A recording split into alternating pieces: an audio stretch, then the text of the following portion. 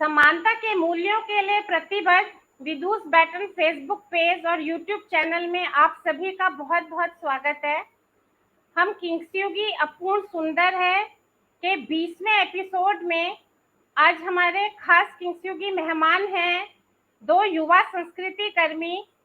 एक हैं भास्कर भौर्याल और ज्योति भट्ट। ज्योति भट्ट की अब तक लगातार शक्ल दिख रही थी, अब मैं उनको जोड़ने वाली हूँ तो दोनों की शक्लें। भास्कर जी, बहुत बहुत स्वागत है आपका। बहुत बहुत धन्यवाद।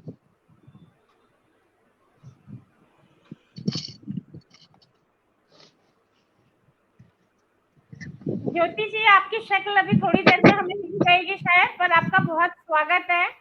तो आज हमारे साथ अपनी जिसे महेश पुनेठा जी ने कहा लिखा हुआ है दूध बोली, हम कह सकते हैं कि मातृभाषा, और अभी हमें एक सजेशन आया है कि हम इसे बोली बोलें, तो हम जो भी बोलें। फिलहाल जो इनको अपने दूध के साथ जो भाषा मिली है, जो उनके परिवेश की भाषा है, उससे बहुत प्रेम करने वाले, अध्ययन को पसंद करने वाले, कला और संस्कृति प्रेमी दो लोग जो संस्कृति को बढ़ाने के लिए भी प्रतिबद्ध हैं, इन युवाओं से हम बातचीत करेंगे।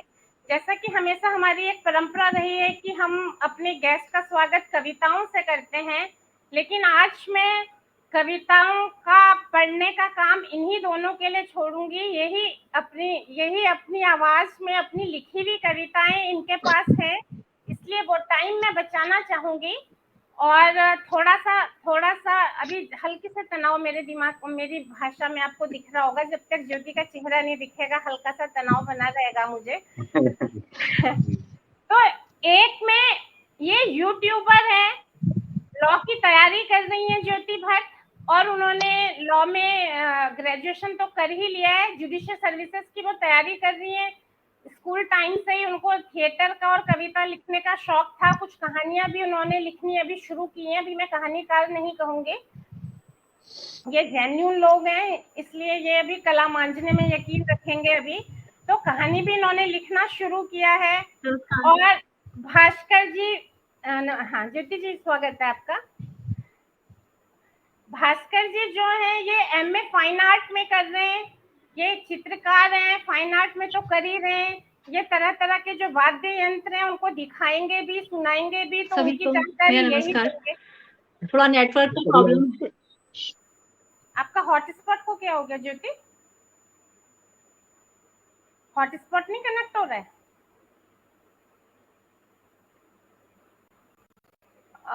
ये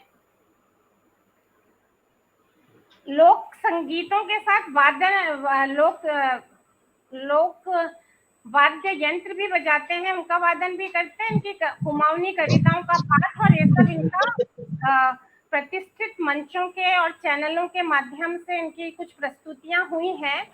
और मैं इनकी जो उपस्थिति है, इस तरह की सभी युवाओं की, इसमें मैं रोहित जोशी, प्रियंका दुबे को भी शामिल कर लूं तो बीबीसी चैनल छोड़ के वो लेखन की तरफ या अपना जो उनका काम है उसकी उस आवाज को पाने को वो अधिक अहमियत दे रहे हैं। तो मैं ये समझती हूँ कि इन युवाओं का होना हमें ये भरोसा भी देता है कि जैसे आजकल के जो नायक हिंदी साहित्य, हिंदी का लेखक तो उतनी ज्यादा लोकप्रियता नहीं पा सकता कि उसे वो टीवी से पहले कभी ये कहने आए कि भाई कोरोना के बारे में कोई जानकारी या कोई बात देने जाए कि ये कह रहा है तो पूरी दुनिया सुनेगी, या कोई शांति का संदेश, तो वो लोकप्रियता नहीं मिली। जो हमारी बॉलीवुड और क्रिकेट के लोकप्रिय हीरो हैं, वो लोग कभी गोरे होने का ऐड देते नजर आते हैं, कभी वो कुछ ऐसी चीजों का ऐड देने जाते हैं जो जिसको खत्म करने की जरूरत है समाज से, एक गलत मूल्य। लेकिन इन युवाओं में मैं वो संभावना देखती हूँ कि जहाँ ये एक तरह का हीरोइज्म जो इनके पास है वो इनके पूरे समाज का जो सरोकार है उसके साथ होगा। और अगर ये अपनी कोई बात कहेंगे तो उस वक्त इन्हें ये भी पता है कि बात क्या कहनी है, और एक लोकप्रियता का अपना अपना एक दायरा तो होगा ही सबका। तो इसलिए मुझे बहुत खुशी है इस बात की कि इस तरह की बहुत सारी प्रतिभाएं कुछ छोटे छोटे काम में, छोटे छोटे से मेरा मतलब है अपनी अपनी जगहों पे लगी हुई हैं, और ये एक हमारे लिए बहुत अच्छा आशा देने वाला एक स्वर है। तो मैं फिर से ज्योति जी और भास्कर जी का स्वागत करती हूँ। और धन्यवाद। पहले ज्योति एक बार मुझे थोड़ा-सा निश्चिंत कर दीजिए आप कि आपका जो हॉटस्पॉट कनेक्टेड था, जो 15 मिनट से बिल्कुल फ्लॉलेस काम कर रहा था, वो कनेक्टेड है ना? मैम वो बिल्कुल कनेक्टेड है, लेकिन बीच में मेरे उस पे ये आया कि उधर से ही कुछ प्रॉब्लम है, स्ट्रीम यार्ड से ही कुछ प्रॉब्लम है। नहीं, यहाँ से नहीं है कोई प्रॉब्लम। और भास्कर आप कंफर्टेबल हैं? आप अपने को अनम्यूट कर लीजिए भास्कर जी। आप अपने आप को अनम्यूट कर लीजिए और आप ये देखिए कि जिस साझा नायकत्व की मैंने बात की थी, उसकी एक वानगी बता के हम आगे चलते हैं। ये दोनों ही आज दिन भर बिजी थे। बाई चांस हो गया है कि आज हम तीनों ही लोग, मेरा भी इसके बाद एक प्रोग्राम है। ज्योति भाई आज किसी उसमें गई थी, एक प्रोग्राम की इनको रिकॉर्डिंग होनी थी, इनकी वीडियो शूटिंग होनी थी कोई। ये आज किसी प्रोग्राम में अभी गए थे और ये घर नहीं पहुंच सके, तो ये प्रोग्राम के स्थल से ही कर रहे हैं। अदरवाइज ये लोग बहुत माहिर है इस कला में, तो इनके पास पूरा अरेंजमेंट रहता है स्टैंड वगैरह का। तो सुबह तक मुझे जो क्वालिटी मिल रही थी कि मैं इतनी शॉक्ड थी कि इतना परफेक्शन है। और इस समय इनका एक दोस्त इनके लिए मोबाइल पकड़ के खड़ा है और ये शो कर रहे हैं। उससे मैंने कहा साझा नायकत्व कि इनका जो है रिसोर्सेज और सारी चीजें इनके समाज से आती हैं, तो वैल्यूज भी उस तरह की होंगी। तो मैं फिर से स्वागत करती हूँ आपका। और भास्कर जी, हम आपसे बात शुरू करें क्या? जी आप आपका माइक म्यूट था ना, तभी मुझे दोबारा आपका परिचय देना पड़ा एक बार कि आप जी किस हालत में हैं। तो आप थोड़ा सा कुछ अपने बारे में बताइए कि इस समय वर्तमान में आप हाँ कहाँ के हैं, क्या करते हैं, क्या बजाते हैं, थोड़ा सा अपना परिचय और इन दिनों की एक्टिविटी। पहले तो आप आज की एक्टिविटी से शुरू करें कि आज क्या आप कर रहे थे, कहाँ आप हैं जी। हाँ अभी आप सबको नमस्कार। मैं भास्कर भौरियाल। मैं बेसिकली उत्तराखंड के बागेश्वर डिस्ट्रिक्ट के, मतलब बागेश्वर जो जिला है उस जगह से 40 किलोमीटर आगे पे गांव पड़ता है कुरोली, वहाँ की मेरी पैदाइश है। और ये वर्तमान में मैं अल्मोड़ा से master of fine arts MFA का स्टूडेंट हूँ। प्रथम सेमेस्टर, मतलब फर्स्ट सेमेस्टर मेरा अभी यहाँ चल रहा है। और अभी किसी कारणवश से मैं, मतलब जहाँ मेरा अभी प्रोग्राम कुछ यहाँ चल रहा था, मेरा नहीं, मतलब एक ओपन माइक करके एक ईजा स्टूडियो, उन लोगों ने यहाँ एक ओपन माइक एक एक कुछ प्रोग्राम रखा हुआ था। उस पे अलग अलग कवि या फिर सिंगर्स, थिएटर से जुड़े हुए कुछ लोग आए हुए थे, और अभी वहीं पर से मैं यहाँ जुड़ा हुआ हूँ। शायद मुझे लगता है मेरे नेटवर्क थोड़े खराब हैं। पर हमें हेलो। सुनाई पड़ रहा है, हमें सुनाई पड़ रहा हाँ है अभी फिलहाल। आप बोलिए। हाँ जी, धन्यवाद। जारी रखिए। जी और इसके अलावा मूल रूप से तो मैं पेंटिंग करता हूँ। और मैंने उत्तराखंड के जनजीवन से संबंधित एक सीरीज भी बनाई थी, और बहुत से लोगों के किताबों के कवर पेज भी मैं चित्रित करता हूँ। और इसके अलावा मुझे किताबें पढ़ने का बड़ा शौक है। अभी हाल ही में मैंने रसूल हमाजुद्दौला की मेरा दागिस्तान किताब पढ़ी थी, मुझे बहुत बेहतरीन लगी। अपने परिवेश से जुड़ती हुई मुझे वो उनकी वो कहानी लगी। और इसके अलावा लेखन थोड़ा बहुत मैं करता हूँ, और अपनी अपनी जो भाषा है कुमाऊनी, जो हमारी बोली है, तो उस पे मैं अपनी कविताएं लिखता हूँ और कुछ लेख वगैरह। इसके अलावा लोक संगीत पे मेरी बड़ी गहन रुचि है, और बचपन से ही मैं इससे बड़ा प्रभावित रहा हूँ। घर में मेरी माँ जो है, ईजा हम लोग उन्हें कहते हैं, तो बड़ा अच्छा वो गाती हैं, और भी जितने हमारे ग्रामीण परिवेश में रहने वाले लोग हैं। तो मैं बड़ा इन सब चीज़ों से बहुत प्रभावित हूँ, यहाँ के लोक संगीत से और लोक वाद्य जो यहाँ के हैं उनसे, और स्थानीयता को मैं बड़ा महत्व देता हूँ। जी ये है मैम। बाकी तो मैं आप जिस तरह से आप पूछेंगे तो मैं जी। हाँ, तो मैं ये भी जानना चाहती हूँ कि जैसे आपके मतलब आप पहले तो मुझे बताइए कि आप भविष्य में करना क्या चाहते हैं। जैसे ज्योति का तो क्लियर है कि उनको जुडिशियल सर्विस में जाना है, ऐसे आपका क्या इरादा है भविष्य के लिए? मेरा भविष्य में मेरा मतलब मेरी यानी कि मैं कला क्षेत्र में ही जाऊंगा, चित्रकारी के क्षेत्र में कुछ करना चाहूंगा आगे। जी, तो मैं ये जानना चाहती हूँ कि जैसे आपकी जो रुचि है वो लोक संगीत में किस तरीके से पैदा हुई और ये आपने कैसे जी मतलब कब और क्यों तय किया कि आप जो कविताएं लिखेंगे वो कुमाऊनी भाषा में ही लिखेंगे? और धीरे धीरे फिर आपको जब आपने कैसे रुचि हुई और जब लिखना शुरू किया तो कैसे कैसे आपको पहचान मिलती गई कि आपको मिले हैं ना, ब्रेक तो मिले हैं कुछ? जी देखिए, बचपन से ही मेरी बड़ी रुचि थी लोक संगीत में, लोकगीतों में, इन सब चीज़ों में। बाद में मैंने अपनी खुद भी रचनाएं शुरू की इसमें। और शुरुआत में क्योंकि मैं गांव में ही रहा हूँ पहले से ही, अब भी मतलब ग्रामीण परिवेश में ही मैं रहता हूँ। तो हमारे ग्रामीण समाज में जो महिला और पुरुष हैं, एक गोल घेरे में बिल्कुल अपने मन के जो उद्गार हैं, जो उनके मन की भावनाएं हैं, उनको आपस में वो एक दूसरे को साझा करते हैं गीतों के रूप में, एक जोड़ बनाकर। और उसमें सामूहिकता की भावना होती है, किसी एक के लिए नहीं, वो समूह के लिए वो चीजें होती हैं। तो यहाँ केवल पर्सनल कोई चीज नहीं होती लोक में, वो समूह सामूहिक बड़ी कोई चीज होती है। तो वो चीज ने मुझे आकर्षित किया बाद बाद में।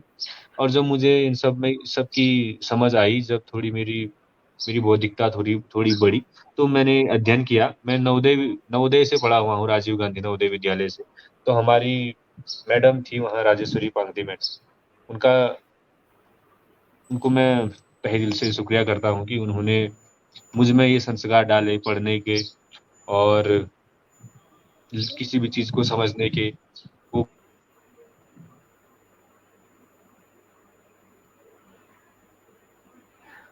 इनका नेटवर्क जितना अच्छा घर में था ना उतना उस प्लेस में नहीं है जहाँ ये है। हाँ तो ज्योति जी, आप तक मैं जब तक बड़े आती तब तक आप जी, जी आप अपनी बात कंप्लीट कर लें। सॉरी किसी का जी कॉल आ गया था। जी हाँ, बात कंप्लीट तो कर लें इस वजह अपनी। से तो मैडम मेरे उसमें दिक्कत है क्या कुछ नहीं, नेट में? आवाज आ रही है आपकी, आ रही है अभी। अभी रुक गया था आपका, अब आ रही है जी आवाज। आप जी बात बात पूरी कीजिए अपनी। जी जी। तो इसमें मेरी रुचि रही। और बाद के दौर में फिर मैंने भी इस पे कुछ प्रयोग किए। अपनी खुद जो है यहाँ की जो लोक धुन है, उस पे जो है समसामयिक बात मैंने अपनी रखी। यहाँ के जो समाज के दुख दर्द, या फिर जो ये कोई चीज कहना चाहते हैं, वो मैंने अपने लेखन के माध्यम से लोगों के सामने रखी। और बाद में मुझे प्लेटफॉर्म मिलते गए, आकाशवाणी, दूरदर्शन या फिर पत्रिकाओं में। अगर कहीं कोई कार्यक्रम चल रहा हो जहाँ कुछ सुधीजन हो, तो वहां भी मैं जाया करता हूँ। ये है। तो भास्कर जी, मैं ज्योति जी से बातचीत अपनी शुरू करूंगी, आगे क्या बढ़ाऊंगी, अभी शुरू ही नहीं हुई इनसे। इतनी देर में अगर, क्योंकि आपने जो तैयारी की थी, आपके वाद्य यंत्र वगैरह सब तो शायद आपके घर में होंगे, आपके पास आपकी कविताएं या क्या है मैं नहीं जानती। आप किसी एक चीज की तैयारी रखना जो भी आप हमें दिखा पाओगे इसके बाद। जी ज्योति जी, आप थोड़ा सा अपने बारे में बताएं। आज भी आप भी आज से शुरू करें। प्रश्न आपने सुन लिए थे भास्कर जी वाले, तो आप बिना प्रश्न के बता दें तो टाइम बचेगा, है ना? आपकी पूरी जर्नी आज से शुरू करके कि आज क्या प्रोग्राम आप करके आई हैं। एक मिनट, आप भास्कर जी आप किसी एक चीज की तैयारी रखें कि आप कोई लोकगीत सुना सके हमें इसके बाद, या अपनी कोई कविता, या वाद्य यंत्र तो होंगे नहीं आपके पास, वो तो घर में है ना शायद। अगर होंगे तो फिर मैं हम वो भी सुनना और देखना, हाँ हम ये भी सुनना भी चाहेंगे, इसका आपसे विवरण भी चाहेंगे। और ज्योति जी के बाद तुरंत कर देंगे, है ना? जी ज्योति जी सभी दर्शकों को मेरा नमस्कार। आज मैं एक शूट पर गई थी। हमारे एक पहाड़ी कुमाऊनी जो क्रिएटर हैं अमित भट्ट, उनका एक यूट्यूब चैनल है Kumaoni comedy and culture with Amit Bhatt करके। तो अभी मैं जस्ट उस शूट से आई और मैंने ये ज्वाइन किया। इसकी प्रेरणा मुझे लगता है कि मैं अभी तो एलएलबी मैंने कर लिया है, लेकिन मैं अल्मोड़ा में रहती हूँ। लेकिन मैंने अपने बचपन अपना 7th तक की पढ़ाई अपने गांव से की है, और ग्रामीण परिवेश को मैंने बहुत बारीकी से देखा है। और बचपन में अपनी दादी के पास रहती थी, तो उन्हीं से हमने लोक कथाएं, कहानियां, किस्से और लोकगीत सुने। तो दादी से जुड़ाव था, तो इन चीजों से भी जुड़ाव हुआ, और वक्त के साथ ये और भी ज्यादा गहरा होते गया। 7th के बाद हालांकि मैं अल्मोड़ा आ गई थी। यहाँ का माहौल अलग था, स्कूल अलग थे, परिवेश अलग था, लेकिन हमारी जड़ें वही थी, वो जो हम गांव से निकले थे। और हम में प्रतिभा थी, तो प्रतिभा तो कहीं नहीं जाती। तो स्कूल में हमेशा प्ले में या फिर पढ़ाई में मैं एवरेज थी, लेकिन प्ले में हो या गाना गाना हो, भाषण देना हो, इनमें मैं हमेशा आगे रहती थी। फिर धीरे धीरे समय के साथ ये चीजें इंटरेस्ट बढ़ता ही रहा। फिर लाइफ में मोड़ आते हैं और कभी कभी अजीब मोड़ भी आ जाते हैं जब हमें पता नहीं चलता कि क्या करना है। तो 12th के बाद मेरे साथ ये हुआ कि 12th मैंने साइंस से किया था। तो जैसे पहाड़ों में एक स्टीरियोटाइप भी ये रहता है कि माँ बाप चाहते हैं कि बच्चा केवल साइंस की पढ़ाई करे, वो अगर कोई और चीज पढ़ना चाहता है तो यहाँ पर उसको एक माना जाता है कि वो पढ़ने में बेकार है या फिर वो नहीं पढ़ता है कुछ। तो मैंने बीएससी तो ज्वाइन कर लिया था, लेकिन मेरा उसमें मन नहीं लगता था। मुझे हिस्ट्री की बुक्स पढ़ना अच्छा लगता था, मुझे नॉवेल्स पढ़ना अच्छा लगता था। तो 1 साल मैंने बड़ी मुश्किल से बीएससी किया। उसके बाद मैंने कहा कि अब ये मेरे बस की बात नहीं है, और मैंने अपने घर वालों के और पेरेंट्स के अगेंस्ट जाके बीए कर दिया था। तो मुझे लगता है कि वो मेरी लाइफ का टर्निंग पॉइंट था। और उसके बाद हालांकि मैंने बीए बहुत लेट ज्वाइन किया, तो मुझे first year and second year private करना पड़ा, तो लेकिन थर्ड ईयर मैंने रेगुलर किया था। तो फिर उसके बाद थर्ड ईयर में जब मैं रेगुलर बीए करने लगी, तो तब तक घर वाले भी थोड़ा ठीक हो गए थे, उनका माहौल भी शांत हो गया था कि बीए कर रही है तो चलो कोई बात नहीं। और फिर मैंने कॉलेज में जब मैं गई तो मैंने वहाँ पे भी प्ले ज्वाइन किया। तो वहाँ पे मैंने अब मेरे बाल छोटे हुआ करते थे, मैं बिल्कुल बॉय कट स्टाइल में रहती थी। तो वहाँ पे मैंने हरिशंकर परसाई जी का रोल प्ले किया था, और फिर उसमें मुझे कॉलेज में बेस्ट एक्ट्रेस का अवार्ड भी मिला था। उसके बाद मुझे लगा कि मेरी दुनिया जो है वो थिएटर में है। मैं वहां से घर आती थी तो बिल्कुल शाम भर झोला पकड़ के परसाई की एक्टिंग का बिल्कुल रिहर्सल करती थी, और सुबह वहां प्ले में जाने से पहले भी उसको करती थी। और जब मैं सोती थी तो भी मेरे माइंड में प्ले चलता रहता था कि कल मुझे ये करना है, ये करना है। तो उसने मेरे माइंड को पूरी तरह ऑक्यूपाई कर लिया था। जब मैं वो प्ले करती थी तो मैं किसी चीज के बारे में नहीं सोचती थी। और तो मुझे तब रियलाइज हुआ कि वो चीज मेरे अंदर कितनी ज्यादा है।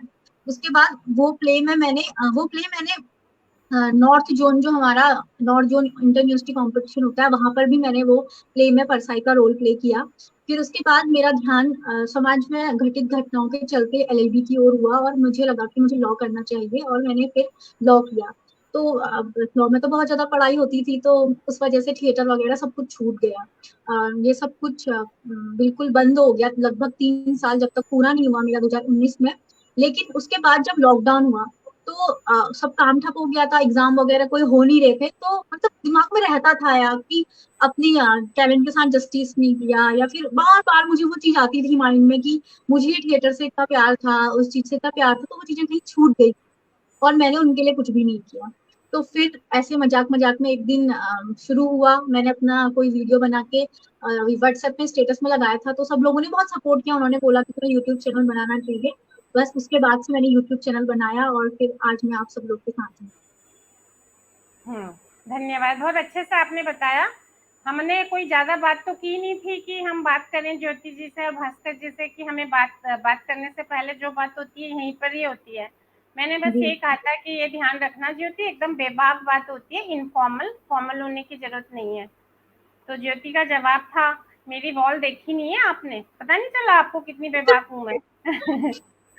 तो हाँ, पता चल रहा है, ठीक है ना। तो ऐसे हमें जवाब मिलते रहेंगे। मैं एक थोड़ा सा हरिशंकर परसाई वाले रोल के बारे में आपसे जानना चाहूंगी। एक बार भास्कर जी से कुछ सुन के दोबारा आपके पास आती हूँ, और थोड़ा सा इस बारे में जानूंगी कि ये जो आपने कहा कि आप पढ़ाई में एवरेज हैं, ये आपको, ये वाला भी बता दो कि तो ये आपको, ये शब्द आपके अपने हैं या ये आप सबसे सुनती आई थी इसलिए आपके अपने थे? मैम नहीं मैम, सब लोग मुझे तो बहुत होशियार समझते हैं। वो कहते हैं भाई तुम तो इतनी होशियार हो, मुझे पता है ना मैं क्या हूँ। तो तुमने सोचा अपने आप को नहीं, मुझे लगा कि मैं पढ़ाई से बेहतर और चीजों में बहुत ज्यादा कर सकती हूँ। I am not a studious. मैं एक पन्ना पढ़ूंगी और फिर किताब को फेंक दूंगी, लेकिन अगर आप मुझे नॉवल पकड़ा दोगे तो मैं उसको पूरा चाट जाऊंगी। एग्जाम से पहले भी मैं इनफैक्ट नॉवल ही पढ़ रही हूँ। तो ये, और फिर जब पेरेंट्स को कब इस बात से वो कब कंफर्टेबल हो गए कि आप बीएससी छोड़ के बीए करेंगी? मैम एक्चुअली पापा का तो बहुत उसमें बहुत अजीब सा रिएक्शन था कि मतलब बीएससी छोड़ दिया, क्योंकि उन लोगों का एक सोसाइटी का टैबू भी होता है। उस वजह से मुझे भी काफी डिप्रेशन रहा। मैं घर से कहीं जाती नहीं थी, क्योंकि मैं कहीं भी जाती थी तो लोग मुझसे यही पूछते थे कि अच्छा तो तुम क्या कर रही हो, अब तुमने बीएससी तो छोड़ दिया, अब तुम क्या कर रही हो, अच्छा बीए कर रही हो, क्या सब्जेक्ट है। तो मैं बताती थी कि हिस्ट्री, पॉलिटी और इंग्लिश है। तो अच्छा हिस्ट्री, मतलब ऐसा लगता था कि क्या मैंने कोई क्राइम कमिट कर दिया है। तो फिर उसके बाद धीरे धीरे जब मैं मतलब पढ़ती तो मैं थी, मैंने डिस्ट्रिक्ट लाइब्रेरी है यहाँ अल्मोड़ा में, तो मैं वहां भी जाती थी, वहां से किताबें वगैरह लाती थी। तो टाइम के साथ फिर पेरेंट्स भी सपोर्ट करने लगे। मुझे लगा कि उन्होंने कब इस चीज को अच्छे से एक्सेप्ट किया, जब मैंने एलएलबी का एंट्रेंस एग्जाम कुमाऊं यूनिवर्सिटी का किया था, तो उसमें मैंने टॉप भी किया था एंट्रेंस एग्जाम में। तो तब उन्हें थोड़ा लगा कि हाँ ठीक है, लड़की पढ़ लेगी, कुछ कर लेगी। और हिस्ट्री इतनी भी बेकार चीज नहीं होती, कम से कम एलएलबी तो निकलवा ही देती है। हाँ, ये पता चला होगा सबको। साथ में पॉलिटिकल साइंस भी था। हाँ, तो अब हम तुम्हारी थोड़ी सी आर्ट की चीजों के बारे में सुनेंगे भास्कर जी से आने के बाद। तो एक तो हरिशंकर परसाई के रोल के बारे में, क्योंकि ये यहाँ पे कथाकार योगेंद्र आहूजा जी जुड़े हुए हैं, प्रोफेसर हरिमोहन शर्मा, शिवी चंदन भट्ट जी तो मैं पहली बार देख रही हूँ, तो आपके उससे आए होंगे, रविंद्र जी, सारे जितने यहाँ पे जुड़े हुए हैं ना, ये सारे के सारे साधना मोहन आंटी हैं, हम सबके फेवरेट हैं हरिशंकर परसाई। तो थोड़ा सा उस रोल के बारे में जान। हाँ जी भास्कर जी, कुछ सुनाइए जो आपका मन हो। कमल जी भी जुड़े हुए हैं, और आप लोग की वजह से शिवी जो है कानपुर की शिवी, वो कुमाऊनी बोलने की सीखने की कोशिश कर रही है, और सूरत से रजनी नेगी जी। जी हाँ जी भास्कर जी, बहुत बहुत धन्यवाद आप जितने लोग यहाँ नीचे कमेंट कर रहे हैं, बहुत बहुत। तो फिर मैं आपको मेरे हाथ में एक इंस्ट्रूमेंट है, ये इसको जो है बिनाई कहते हैं, और ये यहाँ का एक लोक वाद्य है इस तरह का। इसको जो है ऐसे दांतों में लगा के इसको बजाया जाता है, और ये बहुत पुराना इंस्ट्रूमेंट है, यानी कि द एंशिएंट, जितना मतलब हारमोनिका मुंह का इंस्ट्रूमेंट माना जाता है पुराना, ये उससे भी ज़्यादा पुराना है, 25,000 साल इसकी हिस्ट्री मानी जाती है। तो ये कबीलाई जितने भी क्षेत्र हैं, जितने हमारे नोमैड्स इलाके हैं, चरवाहे जहाँ रहते हैं, तो बुग्याल जहाँ यानी कि घास के मैदान होते हैं, वहाँ के लोग इसको बजाते हैं।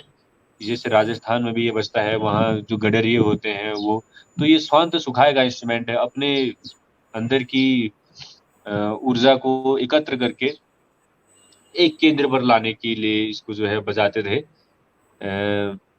तो इसको मैं आपको थोड़ा बताता हूँ किस तरह से बजता है।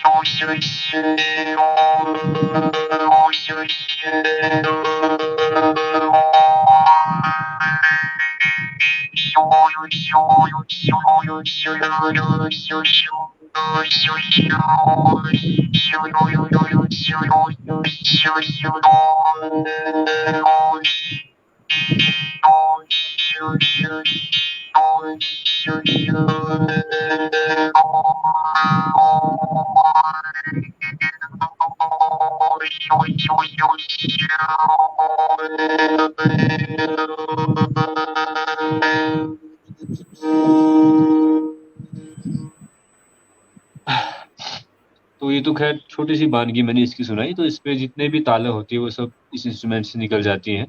एक सहायक वाद्य इसको आप कह सकते हैं। छोटी सी चीज़ है, तो आप कहीं भी इसको ले जा सकते हो जेब में इस तरह से। तो मुझे छोटे से परकशन इंस्ट्रूमेंट होते हैं उनका बड़ा शौक है, जैसे ये हो गया मजीरे, ये छोटा हमारा जो वाद्य यंत्र हुड़का होता है। मैं किसी और जगह जाता हूँ तो वहाँ की जो चीज़ होती है वो अपने साथ ले आता हूँ, इस तरह से। अभी तो आपके पास एक यही होगा ना सिर्फ? मेरे पास एक वो दूसरा इंस्ट्रूमेंट है हुड़का, उस पे मैंने इसको टिकाया हुआ है फोन को भी। तो अगर बाद में जाते अभी तो हम इसे बिल्कुल नहीं बिगाड़ेंगे, जाते वक्त अच्छा, एक बार कोई थोड़ी देर के लिए पकड़ेगा, उस समय आप करना होगा। अभी आप कोई एक बार ज्योति जी, मैं आपके लिए प्रश्न, पहले इनसे भी हम एक लोकगीत सुन रहे हैं अभी, तब तक मैं ज्योति जी को बता दूंगी, उसके बाद मैं आपसे हरिशंकर परसाई के बारे के अलावा क्या करने वाले हैं हम।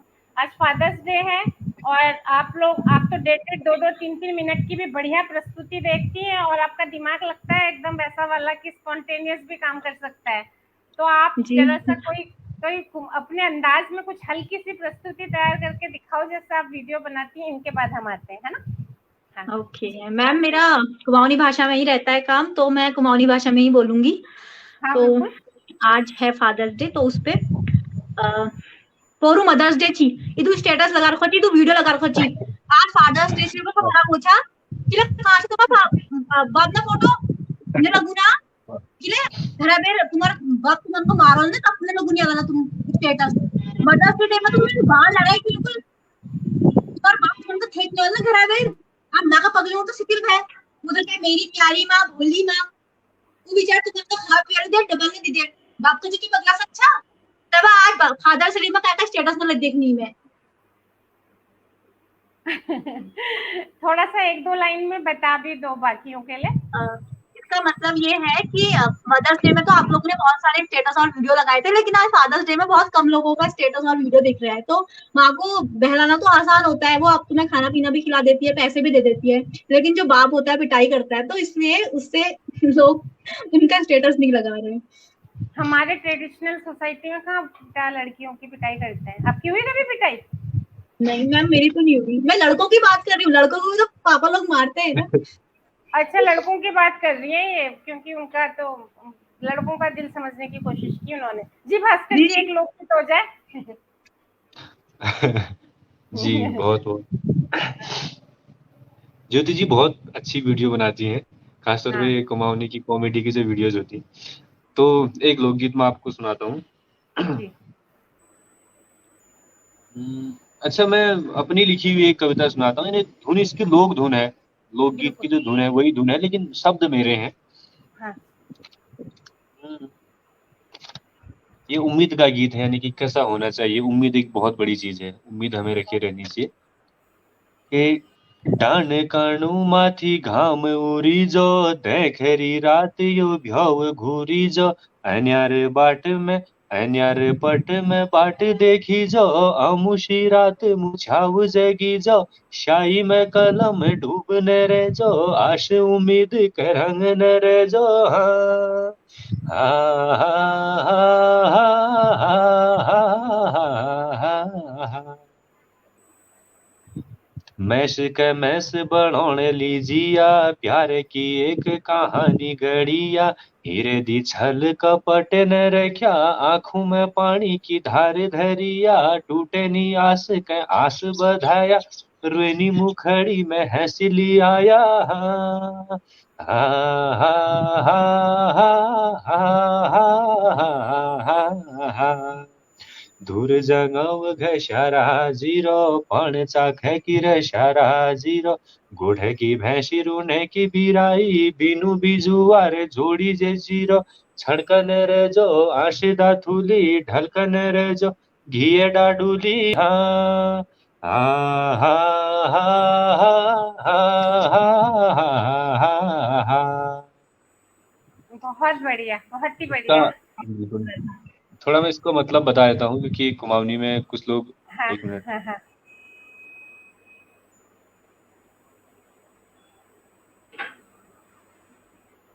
तो इसका मतलब ये है कि डान कानुमा की घाम उड़े, यानी कि पर्वतों के ऊपर से जब नया सूर्य उगाए और देखरी रात, यानी कि यह मतलब यह काली रात जो है मतलब खाई में गिर जाए, और अंधेरे जब अंधेरा मतलब सुबह की जब यानी कि जब घुप अंधेरा हो उसमें रास्ता दिख जाए, और अमावस की रात में जो है मसाल दिख जाए, और शाही में कलम डूबते रहे और आस उम्मीद को रंगते रहे, इस तरह से। और इसके अगली लाइन जो थी कि धुर जंगल घसारा जीरो, यानी कि हमारी जो माँ बहनें हैं बहुत काम करती है पहाड़ों में, तो वो घास काटते हुए जो वो हमेशा जीते रहें। और पान चाखा की रशारा जीरो, यानी कि चूल्हे में काम करने वाली हमारी माताएं जो है वो भी हमेशा जो है उनके पैर में कभी कांटा न चुभे, यानी कि उनका आशीष हम पर बना रहे। और गोठ की भैंसी रूने की बिरयानी, गोठ में जो भैंस हमारी बधी हुई है और हमारे चूल्हे के बगल में जो बिजली हमारी है बैठी रहती है हमारे गाँव में, वो भी जीते रहे। और छणकनी रहे जो आशी दातुली, जिस दराती से वो घास काटती है वो हमेशा बचती रहे। और ढलकने रहे जो घिए डाडूली, यानी कि जिस गोधन से जो है के लिए वो कुछ शब्द ऐसे हैं जो मैं समझा नहीं सकता आप उनके भाव। बाकी इसमें यह था कि इंसान को इंसान बनाने के लिए प्यार की ये जो है एक नीरज जो थे हमारे महाकवि नीरज, उनकी लाइन का मैंने कुमाऊनी तर्जुमा करने की इसमें कोशिश की थी। यानी कि इंसान को इंसान बनाने के लिए प्यार की कहानी चाहिए। आगे मुझे उनका ध्यान नहीं है, लेकिन आगे मैंने ये लिखा है कि हृदय में छल कपट न रखना, आंखों में एक पानी की बूंद भी अपने आंखों में रखना, और टूटते आस को तुम आस बधाना, और रोते हुए मुखड़े में तुम हंसी ले आना, तो अब तुम इंसान कहने के योग्य हो। इस तरह से बड़ी लंबी ये कविता है, अभी 2-4 ही लाइन मैंने आपको सुनाई है। बहुत धन्यवाद। बढ़िया। वैसे हमें तो पूरी सुनने में अच्छा लग रहा था, पर एक और सुनेंगे बीच में, है ना, थोड़ी बातचीत के बाद। ठीक है, ठीक जी है। ज्योति जी, शिवी सिंह के जवाब से बात शुरू कर लेते हैं अपनी। हाँ जी। वीडियो की स्क्रिप्ट मैं खुद भी लिखती हूँ और मेरी मम्मी जो है वो मेरी बहुत हेल्प करती हैं। जैसे ऑथेंटिक पहाड़ी डायलॉग जो है वो बताती हैं। जैसे पहाड़ी गाली वाला वीडियो है या कुछ है तो मैं थॉट सोचती हूँ कि ये बनना चाहिए, और उसके बाद में मम्मी के पास बैठती हूँ और फिर मम्मी से बाकायदा उसको डायरी में नोट करके और फिर उसका सोच के हम दोनों मम्मी और मैं डिस्कस करके उसको बनाते हैं। तो मम्मी है स्क्रिप्ट राइटर, मैं बस प्रेजेंटर हूँ। हाँ, तो मम्मी को अच्छा लग, इसका मतलब है फिर तो साफ ही है कि मम्मी को आपका यूट्यूब बना, ये सब बनाना और ये सब अच्छा लगता है। हाँ, तो मम्मी ये को अच्छा लगता है, इवन अब पापा को भी अच्छा लगता है, क्योंकि अब उन्हें लगता है कि मैं इतनी भी निकम्मी नहीं हूँ, मैं ठीक हूँ, ठीक ठाक हूँ, मतलब ठीक ठाक निकम्मी हूँ, है ना। ठाक तो हाँ, निकम्मी हूँ।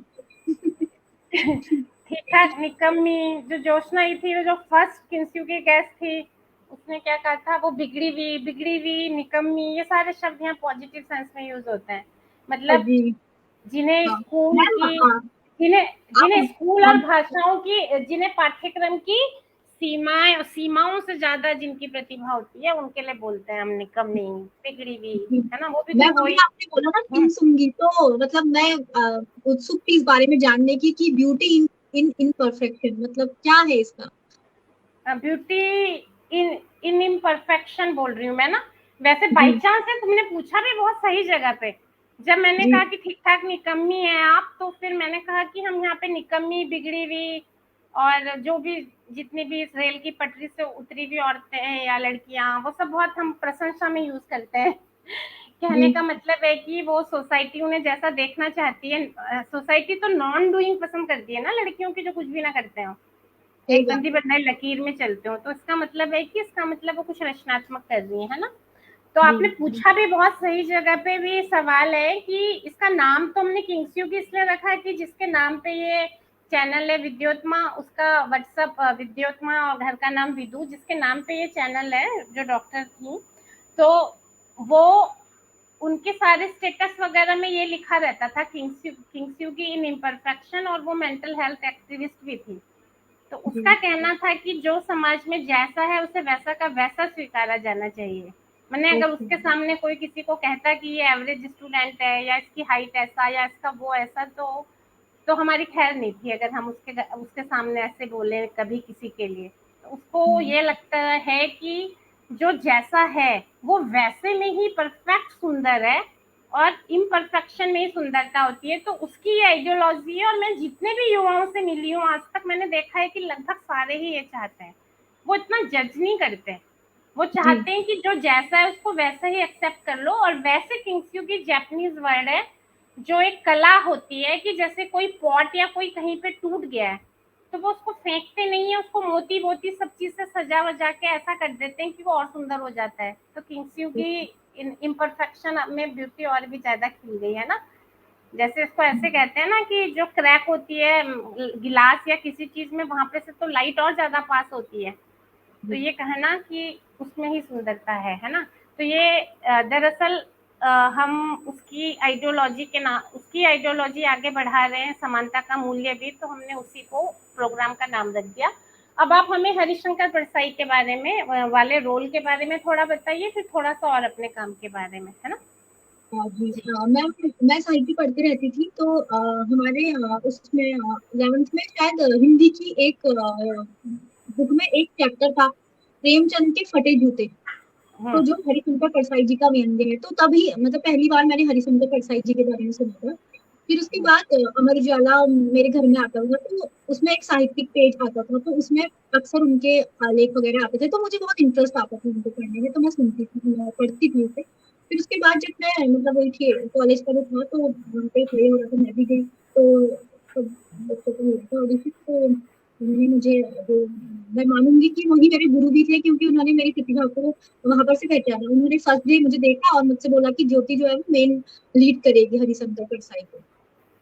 तो उसमें ये था कि वो व्यवस्थाओं पर था। तो जैसे उसका फर्स्ट लाइन था, अरे रामचंद्र कह गई सिया से, ऐसा कलयुग आएगा, परसाई लिखेगा किससे, और नाटक हमें दिखाएगा।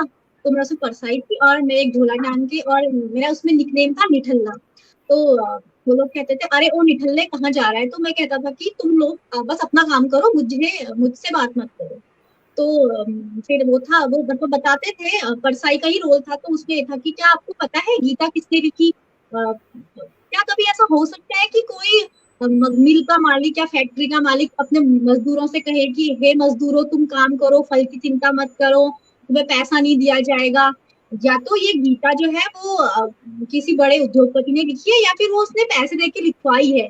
क्योंकि उसमें कहा गया है कि कर्म का फल है, लेकिन जो मजदूर बेचारे उनको पैसा नहीं मिल रहा है, तो उन्हें कर्म का फल कैसे मिलेगा? वो कैसे खाना खाएंगे?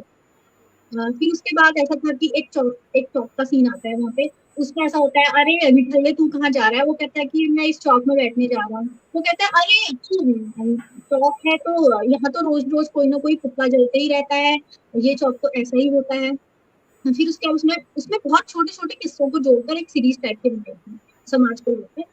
फिर उसमें लास्ट जो सीन था उसमें ये था कि एक बाबा होता है, और मतलब उसमें ये भी दिखाया गया है कि जिन लोगों पे हम अंधविश्वास करते हैं, वही लोग बहुत बार हमारे विश्वास से खिलवाड़ करते हैं। तो एक बाबा जो होता है वो किसी रेप केस में लिप्त होता है।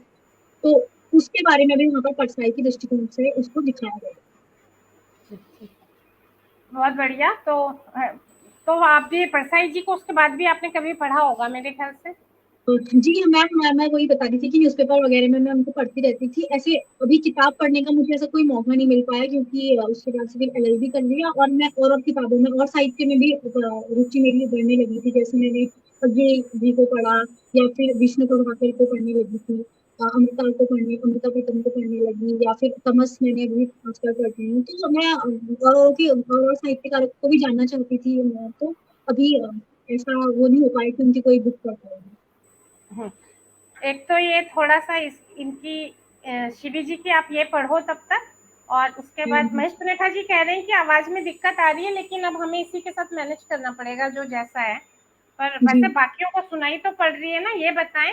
और हमसे सारे लोगों से मेरा निवेदन है कि अगर आपके मन में कोई भी सवाल या जिज्ञासा कुछ भी हो या टिप्पणी हो, तो आप लोग लगातार लिखते रहिए। हम उसके सहारे ही बात को आगे बढ़ाना चाहेंगे, क्योंकि वो तो उजास में होता है कि मैं एंड में प्रश्न लेती हूँ। अभी तो मैं बिल्कुल अभी लेना चाहती हूँ जिस समय भी आप पूछेंगे। जी भास्कर जी, आप थोड़ा सा मुझे अपने भी और भी काम के बारे में बताइए, किसी लोकगीत के बारे में। आपको उनके बारे में कुछ पता है? राजूला मालूशाही का भी कोई आता है क्या लोकगीत? जी जी जी, हाँ, ये उनका भी आता है? मुझे भी बड़ी प्रिय है वो। हाँ, मेरी आवाज आ रही है? हाँ आ रही जी है। तो जी वैसे हम आपसे बातचीत करेंगे, लेकिन मेरे को राजूला मालूशाही वाला सुनने का मन भी है, अगर आप सुना सकें तो। बिल्कुल बिल्कुल। ये है कि राजूला मालूशाही एक प्रेम कहानी है। ये बिल्कुल हाँ उसी के समतुल्य है, जैसे हीर रांझा या सोहनी महिवाल या फिर रोमियो जूलियट। इस तरह की जितनी भी प्रेम गाथाएं हैं उसके समकक्ष है, यानी कि उससे कम भी नहीं है, उनके मिलती हाँ जुलती है। और इसमें इस कहानी में फैंटेसी बहुत ज्यादा है, मतलब कहीं कहीं में फैंटेसी भी मिलती है हमें, फंतासी भी कहानी है। और इसमें भूगोल का भी हमें दर्शन होता है, जिस तरह से राजूला रास्ता लगती है वहां से, मुंशियारी से बैराठ की ओर रास्ता लगती है, तो हमें भूगोल का भी उसमें जो है वर्णन हमें उसका मिलता है। और तो और हमें जो है इसमें इतिहास का भी वर्णन मिलता है, और उस दौरान में लोग कैसे रहते थे उसका भी हमें इसमें वर्णन मिलता है। हमें ये पता लगता है कि व्यापारी की मनो यानी कि एक व्यापारी किस तरह से सोचता है और एक राजा किस तरह से सोचता है। देखिए कि और राजुला प्रेमी को जो किस है, तरह से सोचता है। हाँ हाँ, ये भी उसमें है। अब देखिए कि राजुला का जो राजुला के पिताजी जो थे वो एक व्यापारी थे। वो तिब्बत से उनका व्यापार था, और वो वहां से नमक और सोना वगैरह ये सब लाते थे और इनको जो है कुमाऊं और इस इलाके में देते थे। और मालूशाही के पिताजी जो थे वो राजा थे। अब कहानी में ये कहानी है, हमें ये कहती है कि राजुला के पिताजी ने जो है नाम जो है राजुला का विवाह करवा दिया था किले में जो है अपनी बेटी को विवाह मतलब उसका विवाह कर दूंगा। तो इससे हमें एक व्यापारी की सोच भी पता चलती है उस कहानी से कि व्यापारी जो है अपनी बेटी को बेच देता है, जिस तरह से उसके लिए उसकी बेटी जो है एक चीज की तरह थी। मतलब उस कहानी के माध्यम से मैं बता रहा हूँ।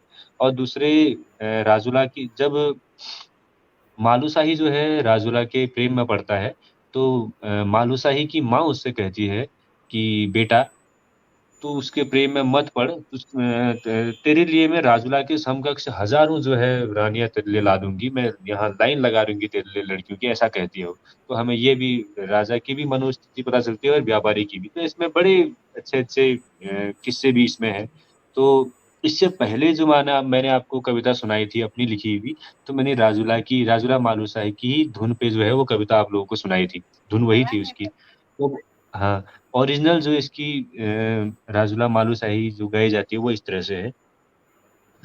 हम्म, लागी भदो की ऋतु रे छ यो शे, लागे भदो की ऋतु रे छ यो शैली सो काणा, अरे सुन पति सो के की ढाकुरी बटी गे छो, हा हा हा हा हा हा हा। ये जो हेव लगा रहा हूं मैं हा हा करके, ये जो है एक हिसाब से जहाँ शब्द नहीं जाते वहां ध्वनियां चले जाती है। और 3-4 लोग जो है वहां पीछे बैठे रहते हैं और वो तानपुरे का काम इसमें करते हैं, यानी कि एक ही जो है सुर पे गाते हैं, जो तो मेन गवैया है उसके स्वर न उसके भटके हैं इसलिए।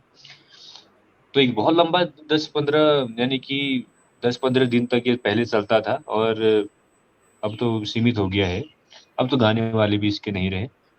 तो इस तरह से था कि लागे भदो की ऋतु रे छो यो शैली शो क्याणा, अरे सोनपति शौक की ढाकुरी बटी गे छो, हा हा हा हा हा हा हा।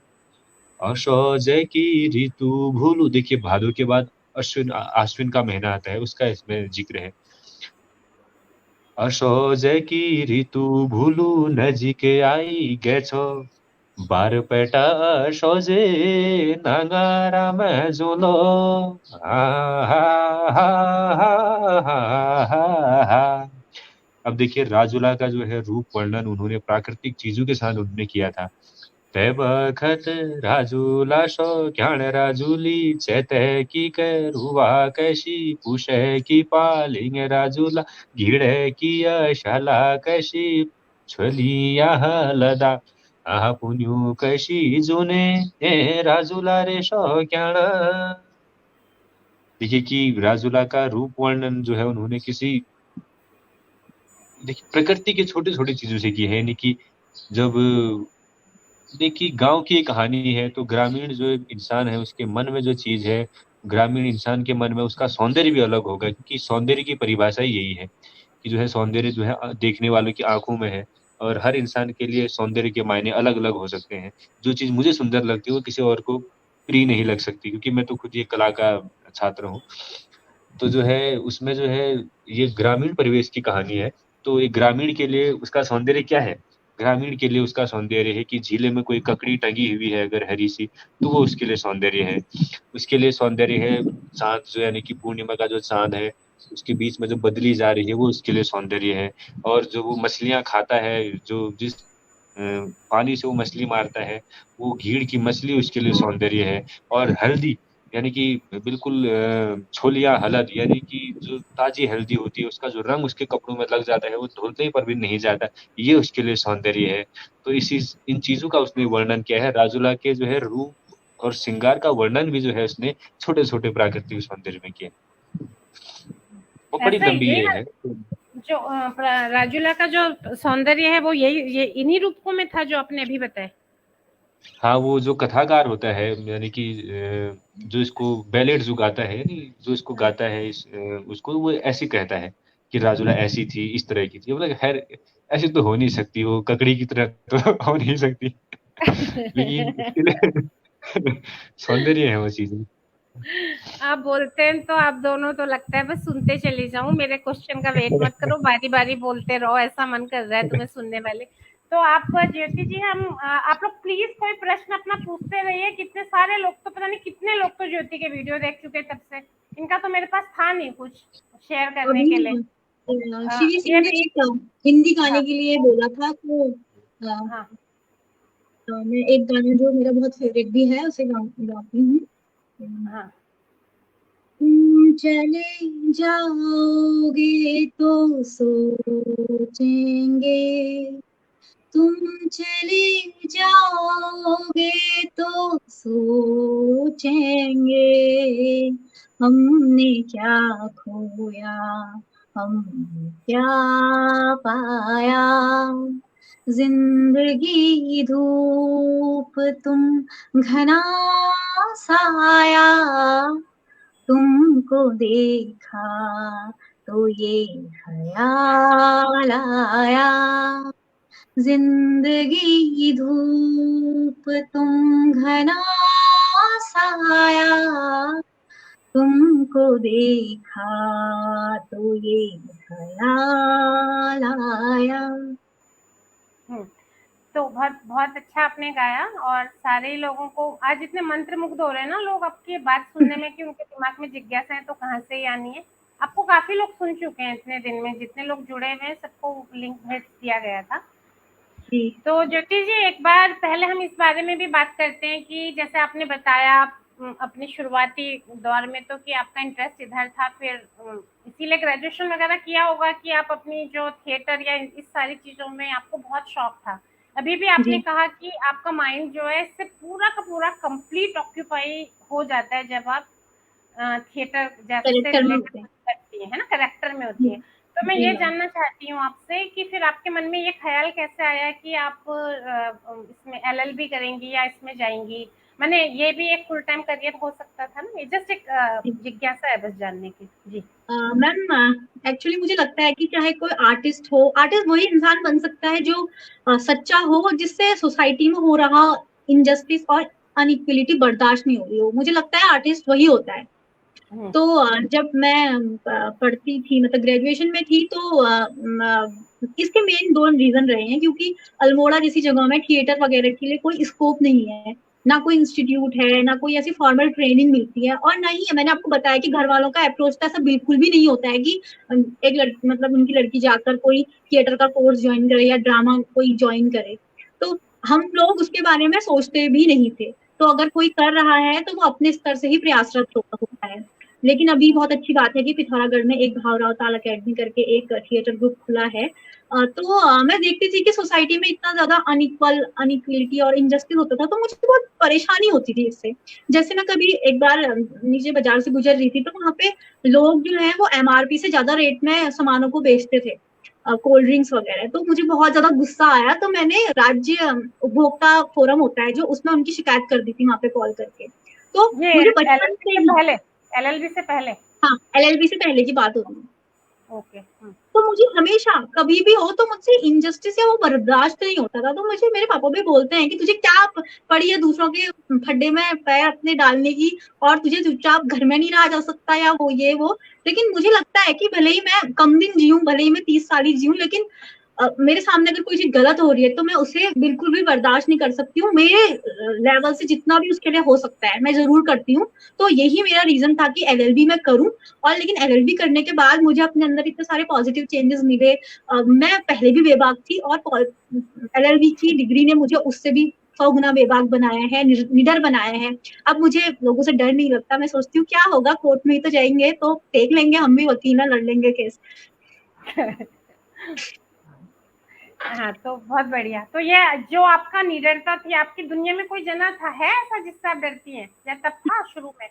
मेरा कहने का मतलब कि कई बार हम बाहर तो अन्याय की लड़ाई लड़ लेते हैं, पर घर में या कहीं कोई एक जना ऐसा हो सकता है जिससे हम बहुत डरते हैं, कोई था ऐसा? मैम, ऐसा तो नहीं था, लेकिन रामधारी सिंह दिनकर की एक लाइन है कि हम तर्क से पराजित होने वाली जाति नहीं है, अगर कोई प्यार से चाहे तो हमें हरा सकता है। तो हमारी कमजोरी होती है प्यार। तो जो भी हमें प्यार देता है, सम्मान देता है, हम उसके साथ आराम से एडजस्ट होते हैं। बाकी तो डरना कहीं है ही नहीं। चाहे घर हो चाहे बाहर, है ना? बिल्कुल। गुड।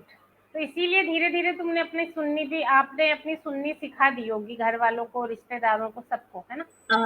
मैम घर वाले रिश्तेदार तो एडजस्ट कर लेते हैं। अभी अभी मेरे सामने जो चैलेंज है वो बताती हूँ आपको।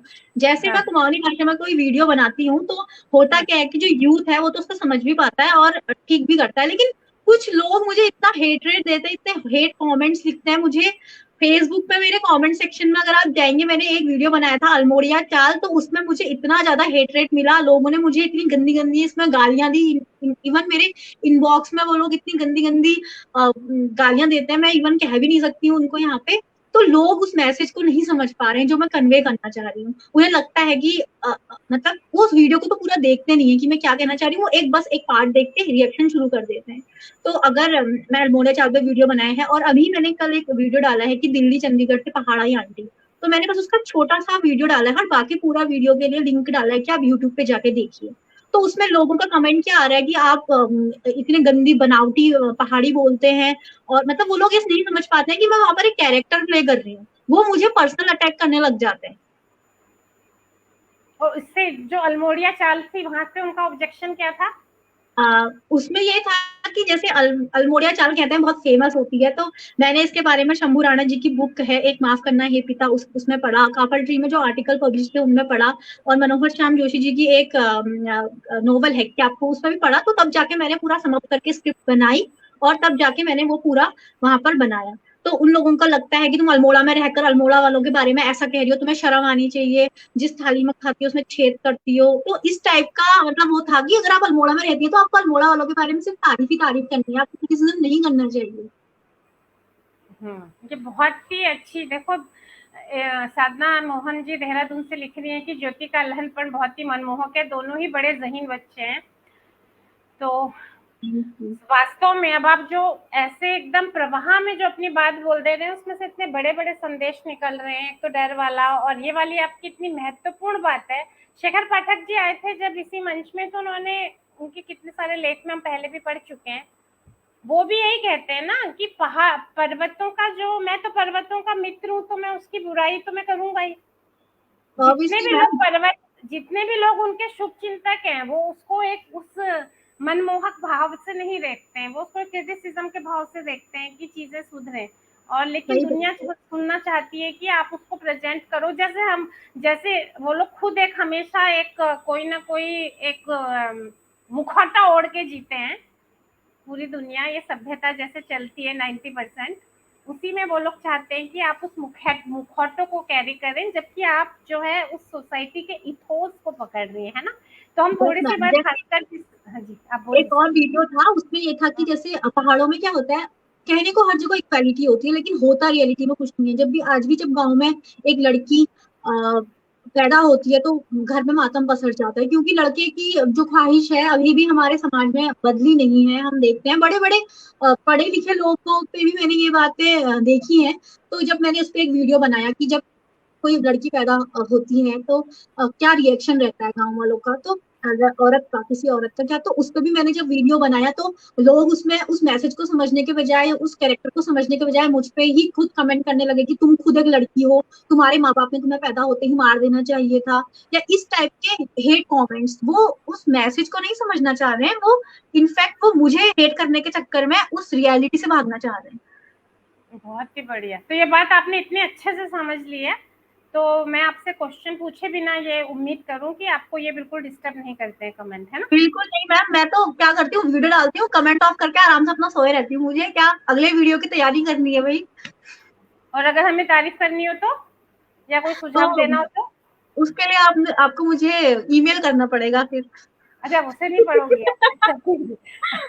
ठीक है, सुन लो भाई, कमेंट नहीं पढ़ती है ये, तो अपने शब्द जाया मत करना कि जो तारीफ में मजाक में कह रही हूँ पढ़ लेंगी। वो जो यूट्यूबर्स होते हैं वो सेंस कर लेते हैं कहाँ मैम हम अपने काम की चीज को ले लेते हैं और बाकी को हम इग्नोर मारने की कला हमें आती है, हमारा भी ब्यूटी इन परफेक्शन है। तो मैं मजाक में कह रही हूँ, वो यूट्यूबर्स को जनरली जो भी लोग पब्लिक में ऐसी डील करते हैं वो भांप लेते हैं कौन सा उनके काम का है। जी भास्कर जी, आप थोड़ा, भास्कर जी जो आपका मेन फील्ड फाइन आर्ट है उसके बारे में आप हमें थोड़ा सा बताइए जैसे आपने हमें राजूला मालुशाही के बारे में कितने अच्छे से बताया, फिर आपने हो का भी बताया कि ध्वनि दूर तक जाती है जहाँ शब्द नहीं जाते। तो कहीं आपने ये जी यथार्थ को कैसे कैप्चर करता है, कैसे अभिव्यक्त करता है, कुछ चीजें हमारे सामने खोली है ना। तो ऐसे ही फाइन जी आर्ट में और आपकी अब तक की जो इस चित्रकारी की चित्रकार के रूप में आपकी जो यात्रा है, उस यात्रा को बताते हुए ये बताइए कि उसमें यथार्थ कैसे कैप्चर होता है, और अभिव्यक्ति के सुख का थोड़े से कुछ एस्पेक्ट हमें समझाइए थोड़े। जी जी बिल्कुल। देखिए, हम जब कोई भी चित्र हम बनाते हैं, चित्रकार कोई भी चित्र जब बनाता है, उससे पहले उसके दिमाग में जो है उसके लिए एक छवि होती है कि मैं भाई ऐसा बनाऊंगा, ये करूंगा, वो करूंगा। तो जो है हमारे अचेतन दो मन होते हैं ना, एक अचेतन होता है, एक चेतन होता है। कई बार हम कोई चीज़ जो भी हम देखते हैं, हम उसको नेग्लेक्ट कर देते हैं, वो हमारे दिमाग में कहीं न कहीं रह जाती है। तो जी कई बार जो है, मैं भी जब अपने चित्र बनाता हूँ, तो जैसे मैंने बचपन में कोई चीज़ देखी हो या कोई चीज़ मेरे साथ घटित हुई हो, तो उसको बाद में जो है मैं कैनवास पे जैसे कोई कभी मैं खाली घर बैठा रहूँ, मैं उतारूँ। मन में कोई, यानी कि कई बार हमें एक शब्द है ना, बोर होना, ये हम्म, बोर होना बहुत ज़्यादा ज़रूरी है। आजकल का बच्चा बोर नहीं होता है। जो इंसान बोर होता है, वही कुछ न कुछ करता है। आज तो हर आदमी के, छोटे-छोटे बच्चों के हाथ में भी फ़ोन है। तो जो हम्म, है जैसे मैं कभी बोर होता हूँ, तो मैं एक हम्म, चित्र बना लेता हूँ, या जो है कोई किसी धुन को छेड़ लेता हूँ, किसी कुछ छोटा-सा प्रयोग कर लेता हूँ। तो ये बोर होना बहुत ज़्यादा ज़रूरी है। तो मैं चित्र के उसमें माध्यम से कह रहा था कि हम कोई चीज़ देखते हैं और उसे नेग्लेक्ट कर देते हैं। लेकिन बाद जी में वो चीज़ हमारे दिमाग में कहीं न कहीं स्टोर होती है। और अगर हम कलाकार हैं, अग अब समझ चलो अभी चित्रकारी की बात मैं करता हूँ, तो चित्रकार हैं तो बाद में वही चीज़ जो है कैनवास पे उतर के आती है। हम्म, यहाँ के बड़े अच्छे उत्तराखंड के 2, मैं उनका नाम बिल्कुल आदर से लेना चाहूँगा, बड़े अच्छे चित्रकार हैं। एक तो हैं हम्म, यशोधर मठपाल जी, उनको पद्मश्री भी मिला हुआ है। उनका हम्म, म्यूज़ियम भी है भीमताल में, और गुफा चित्रण पर उन्होंने बड़ा अच्छा काम इन्होंने यहाँ किया हुआ है। मेरी खुशकिस्मती थी कि मैं 5 दिन जो है उनके घर पे रहा पिछले मानसून में। और दूसरे जो है सलीम सर, मोहम्मद सलीम सर, उनकी डेथ हो गई पिछले 2-3 महीनों पहले। तो जो है वो बड़े अच्छे यहाँ के चित्रकार, और इतना अच्छा उन्होंने लैंडस्केप वो बनाते थे, यानी कि हम्म, चित्रकारी में भी अलग-अलग, एक तो लैंडस्केप होता है, पोर्ट्रेट हुआ, स्टिल लाइफ हुआ, यानी कि कुछ लोग उनके भी अलग-अलग क्षेत्र होते हैं ना, जो चित्रकार होते हैं उनको व्यक्ति चित्र अच्छा लगता है, तो उनके ज़्यादातर चित्र चित्र जो व्यक्ति चित्र होते हैं, यानी कि पोर्ट्रेट चेहरे के ज़्यादा बनाते हैं, पोर्ट्रेट।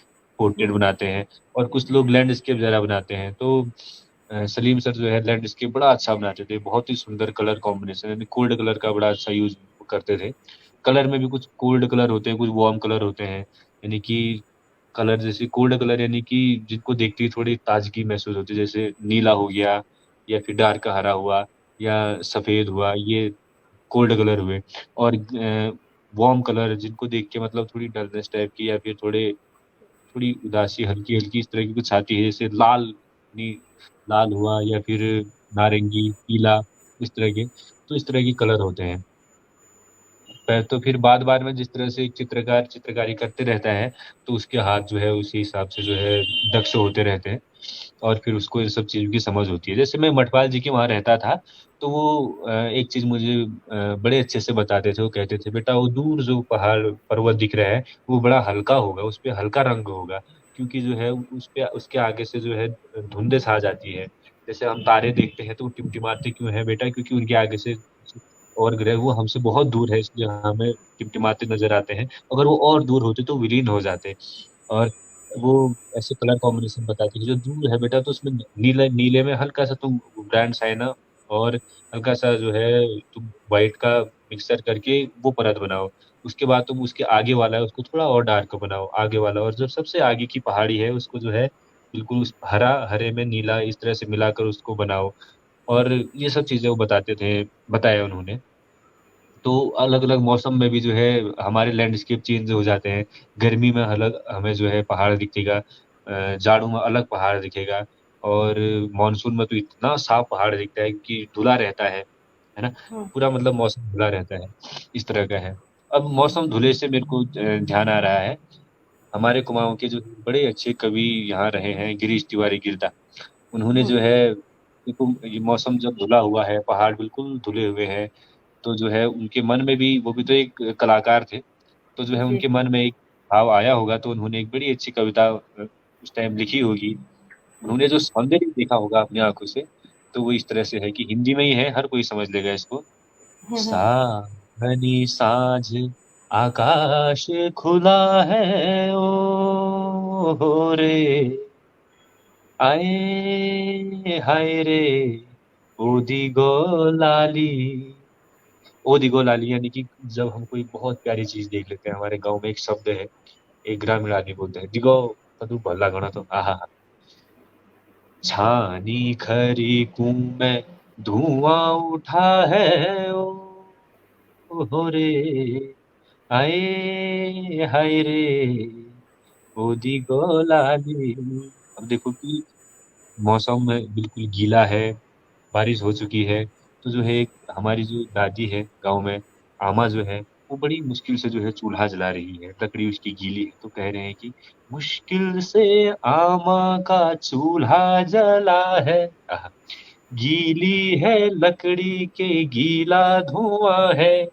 कलाकार की यानी कि उन्होंने क्या कल्पना इन्होंने की है कि गीली है लकड़ी के कि गीला धुआं है, मुश्किल से आमा का चूल्हा जला है, गीली है लकड़ी के गीला धुआं है, साग क्या छौका कि गांव महका है, ओ हो रे आए हाय रे, गंधे निराली।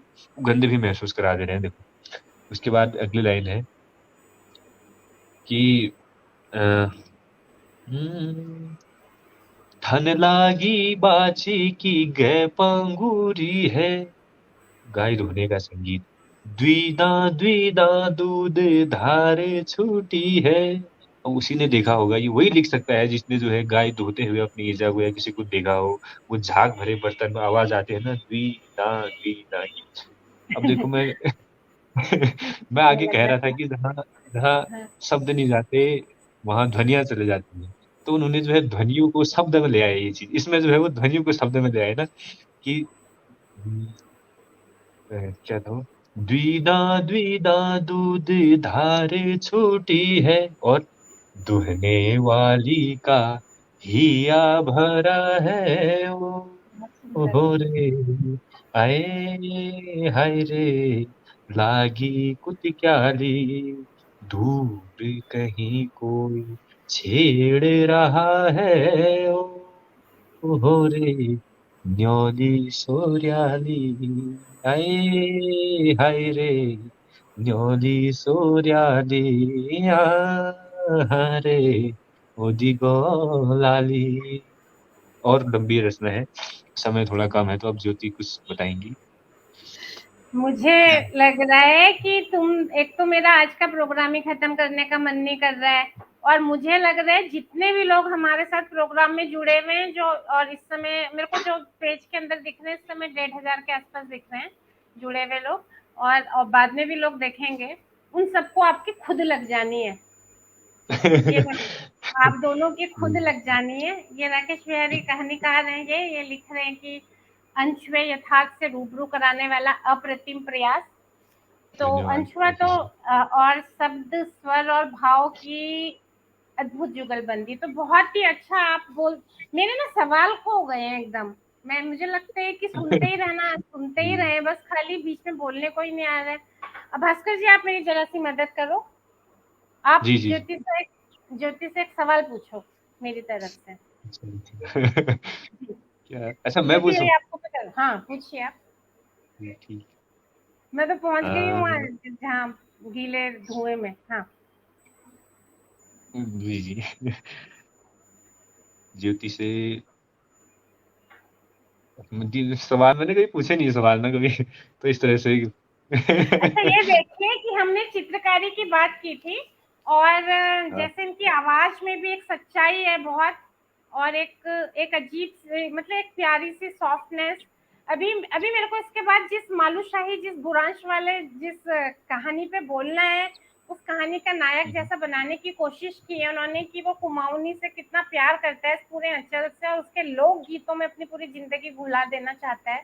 तो मुझे ऐसा लग रहा है जैसे मैंने उसका नायक आपके रूप में देख लिया हो, इस तरीके की भावना आ रही है। और मैंने आके देखकर तो अगर आप मतलब अभी ऐसे देख रहे हो ना वर्चुअली, अगर रियल में ऐसे देखोगे सामने से तो आके देख के ही आप कास्ट कर लोगे कि यही फाइनल हीरो है। ना। तो मैं ये कह रही हूँ कि मैं बोल क्या इस बारे में, मैंने इनसे चित्रकला का सवाल पूछा था, फाइन आर्ट वगैरह का, और आपने देखा कि ये थोड़ी देर में संगीत में आ गए, क्योंकि ये जो नहीं, सच्चाई कई है बार ना, तो ये हाँ जी बोलिए। मैं कई हाँ बार ऐसा आप होता है ना कि हाँ, मतलब कलाकार अलग अलग जो है, जो चित्रकार होता है वो एक संगीतकार भी हो सकता है, वो एक लेखक भी हो सकता है, तो हर चीज जुड़ी रहती है उसके उसके साथ।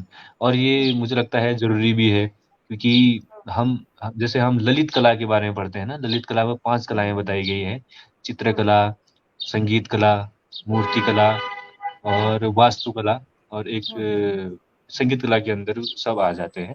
तो इस तरह से जो है, तो जिस जिस जिस तरह मतलब बाद में जब एक चित्रकार, नहीं कोई भी कलाकार जो है, समझ लो कि चित्रकार है, आप देखोगे वैसे अक्सर देखा जाता है कि जितने भी हमारे बड़े कलाकार जो पहुंचे हुए कलाकार हैं, वो जो है किसी एक फन में नहीं, मतलब बहुत सारे उसमें माहिर होते हैं, लेकिन किसी एक चीज को पकड़े रखते हैं, ऐसा। बिल्कुल। तो मैं ये ज्योति, अभी तो हम ज्योति की डिमांड भी आ रही है, नंबर भी उन्हीं का है। अभी मैं आपको ये कहना चाह रही थी कि जो सच्चाई, मुझे जो फील हुआ कि जो सच्चाई है तो वो आदमी अपने काम में बोलता है। तो जैसे इन्होंने सोचा कि हम शब्दों की बात तो शब्दों में कर सकते हैं, चित्रकारी पे मैं क्या कहूँ, उसमें तो हाँ, रंग बोलते हैं, आप देखो और सुनो मेरे रंगों को। तो हम इनकी पेंटिंग्स ज्यादा से ज्यादा देखेंगे, और जब अगर ये मुझे कुछ पीस भेजेंगे तो मैं पोस्ट में शेयर भी करूंगी। इन्होंने तो कह दिया कि रंग बोलते हैं एक तरह से, उसमें टॉपिक डाइवर्ट करके। ज्योति जी, एक तो साधना मोहन आंटी की ये निवेदन है कि ज्योति की एक्टिंग देखनी है, हम आपसे बात भी जारी रखेंगे। एक हमें कोई कुमाऊनी की आंटी दिखा दो या शहरसाई भी दिखा दो, जो आपका मन करे, पर उससे पहले आप मुझे अपनी माँ का और बहन का नाम बता दो।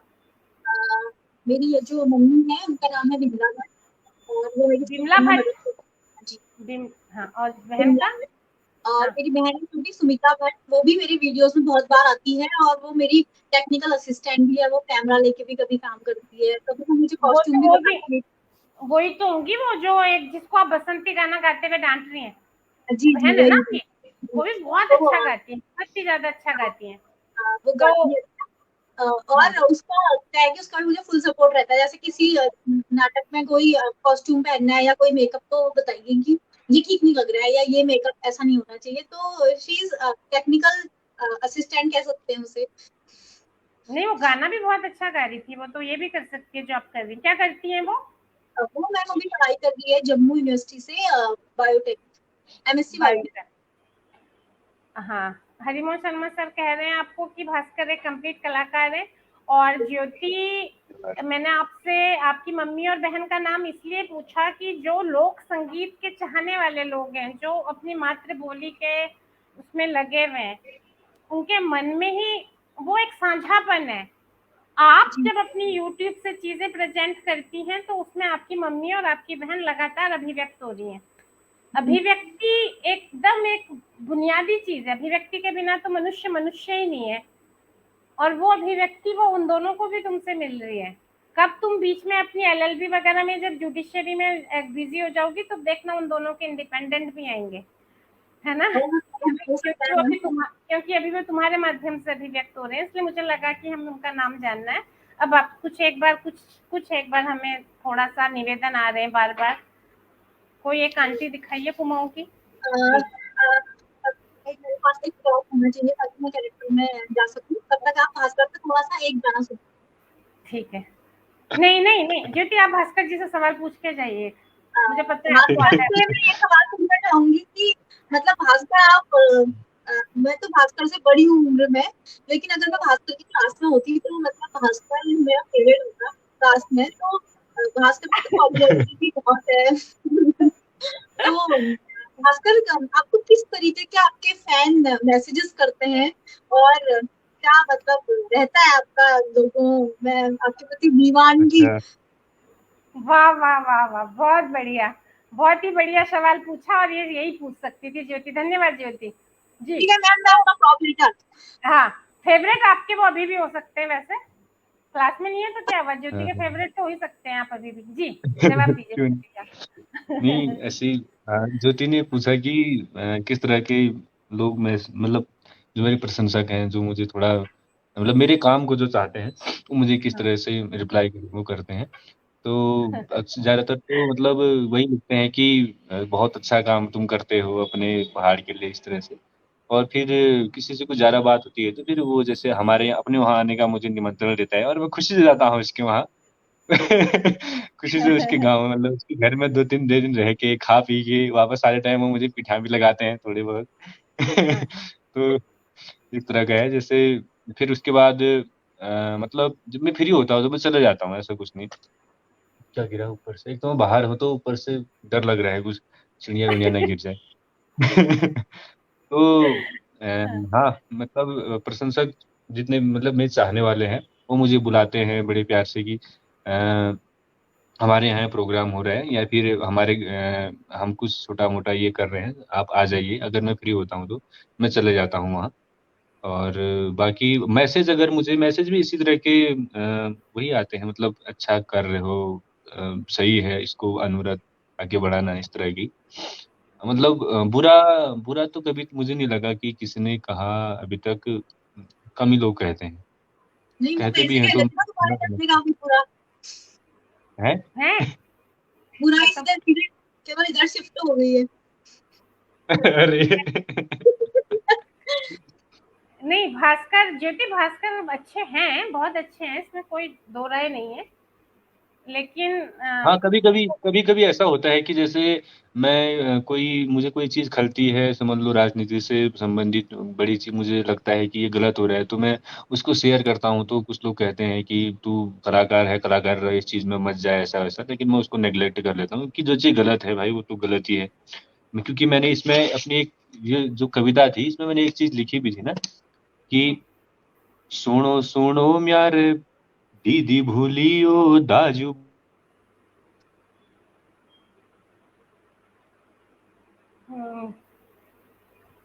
ज्योति हम इनको दोबारा बोलेंगे, अभी आप करो। हाँ, तो ये है मेरा फ्रॉक, बसंती काकी वाला जो मेरा गेटअप रहता है। तो अभी आलिया भट्ट की शादी हुई थी हाल ही में, बोलू तो म्यारे नाने नौनियालो गांठ पाड़ी बेर बात सुनिया।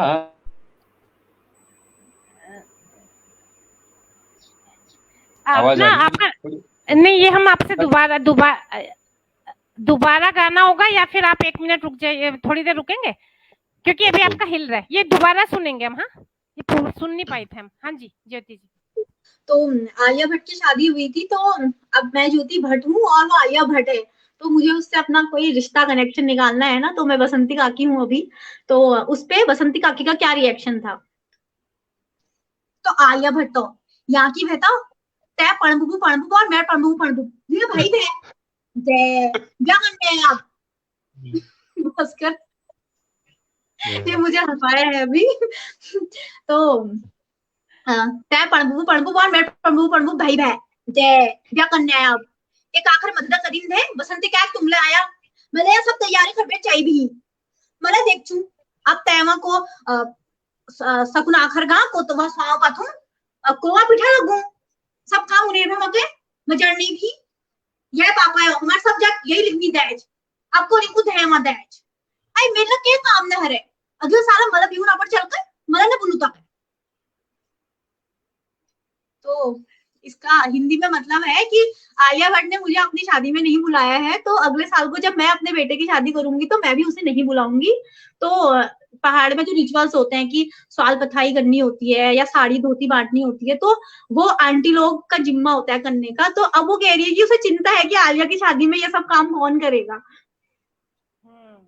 तो अब मैं एक एक बार कोई कुमाऊनी की एकदम वो नॉर्मल कोई ऐसी बात बोल रही हूँ जो आपके गांव में आपको लगातार सुनने को मिलती भी है, कोई मतलब आपके अंचल में जो बार बार बोली जाती है, इसको रिप्रेजेंट करती हुई 2-3 लाइनें बोलो, पर एक बार आपका वो सुनना है जो आप बहुत लंबा खींच के बोलती हो ना, रात तो बहुत देर में आएगा, ऐसे ऐसे वाला जो बोलती है वो बोलिए एक बार।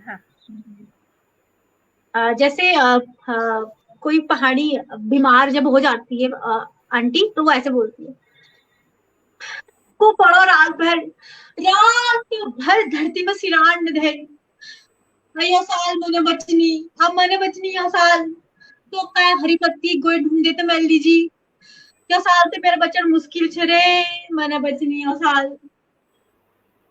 और इसके अलावा जैसे पहाड़ी लोगों को होता है कि चाय जो है बहुत पसंद होती है, तो चाय का बताते हैं कि जैसे यो कप में चाय रखी तो मिल लीजिए, गिलास में चाह, मतलब कपों में चाह न पीनी, और एक काम करे खुले भर में लाई चाह दे अचार में नंतिन के कौन ने भाई नंदे भूख लगनी बस दुनी भरी। बहुत बढ़िया। ये साधना मोहन जी लिख रही हैं कि आप बहुत सुपर अभिनेत्री हैं।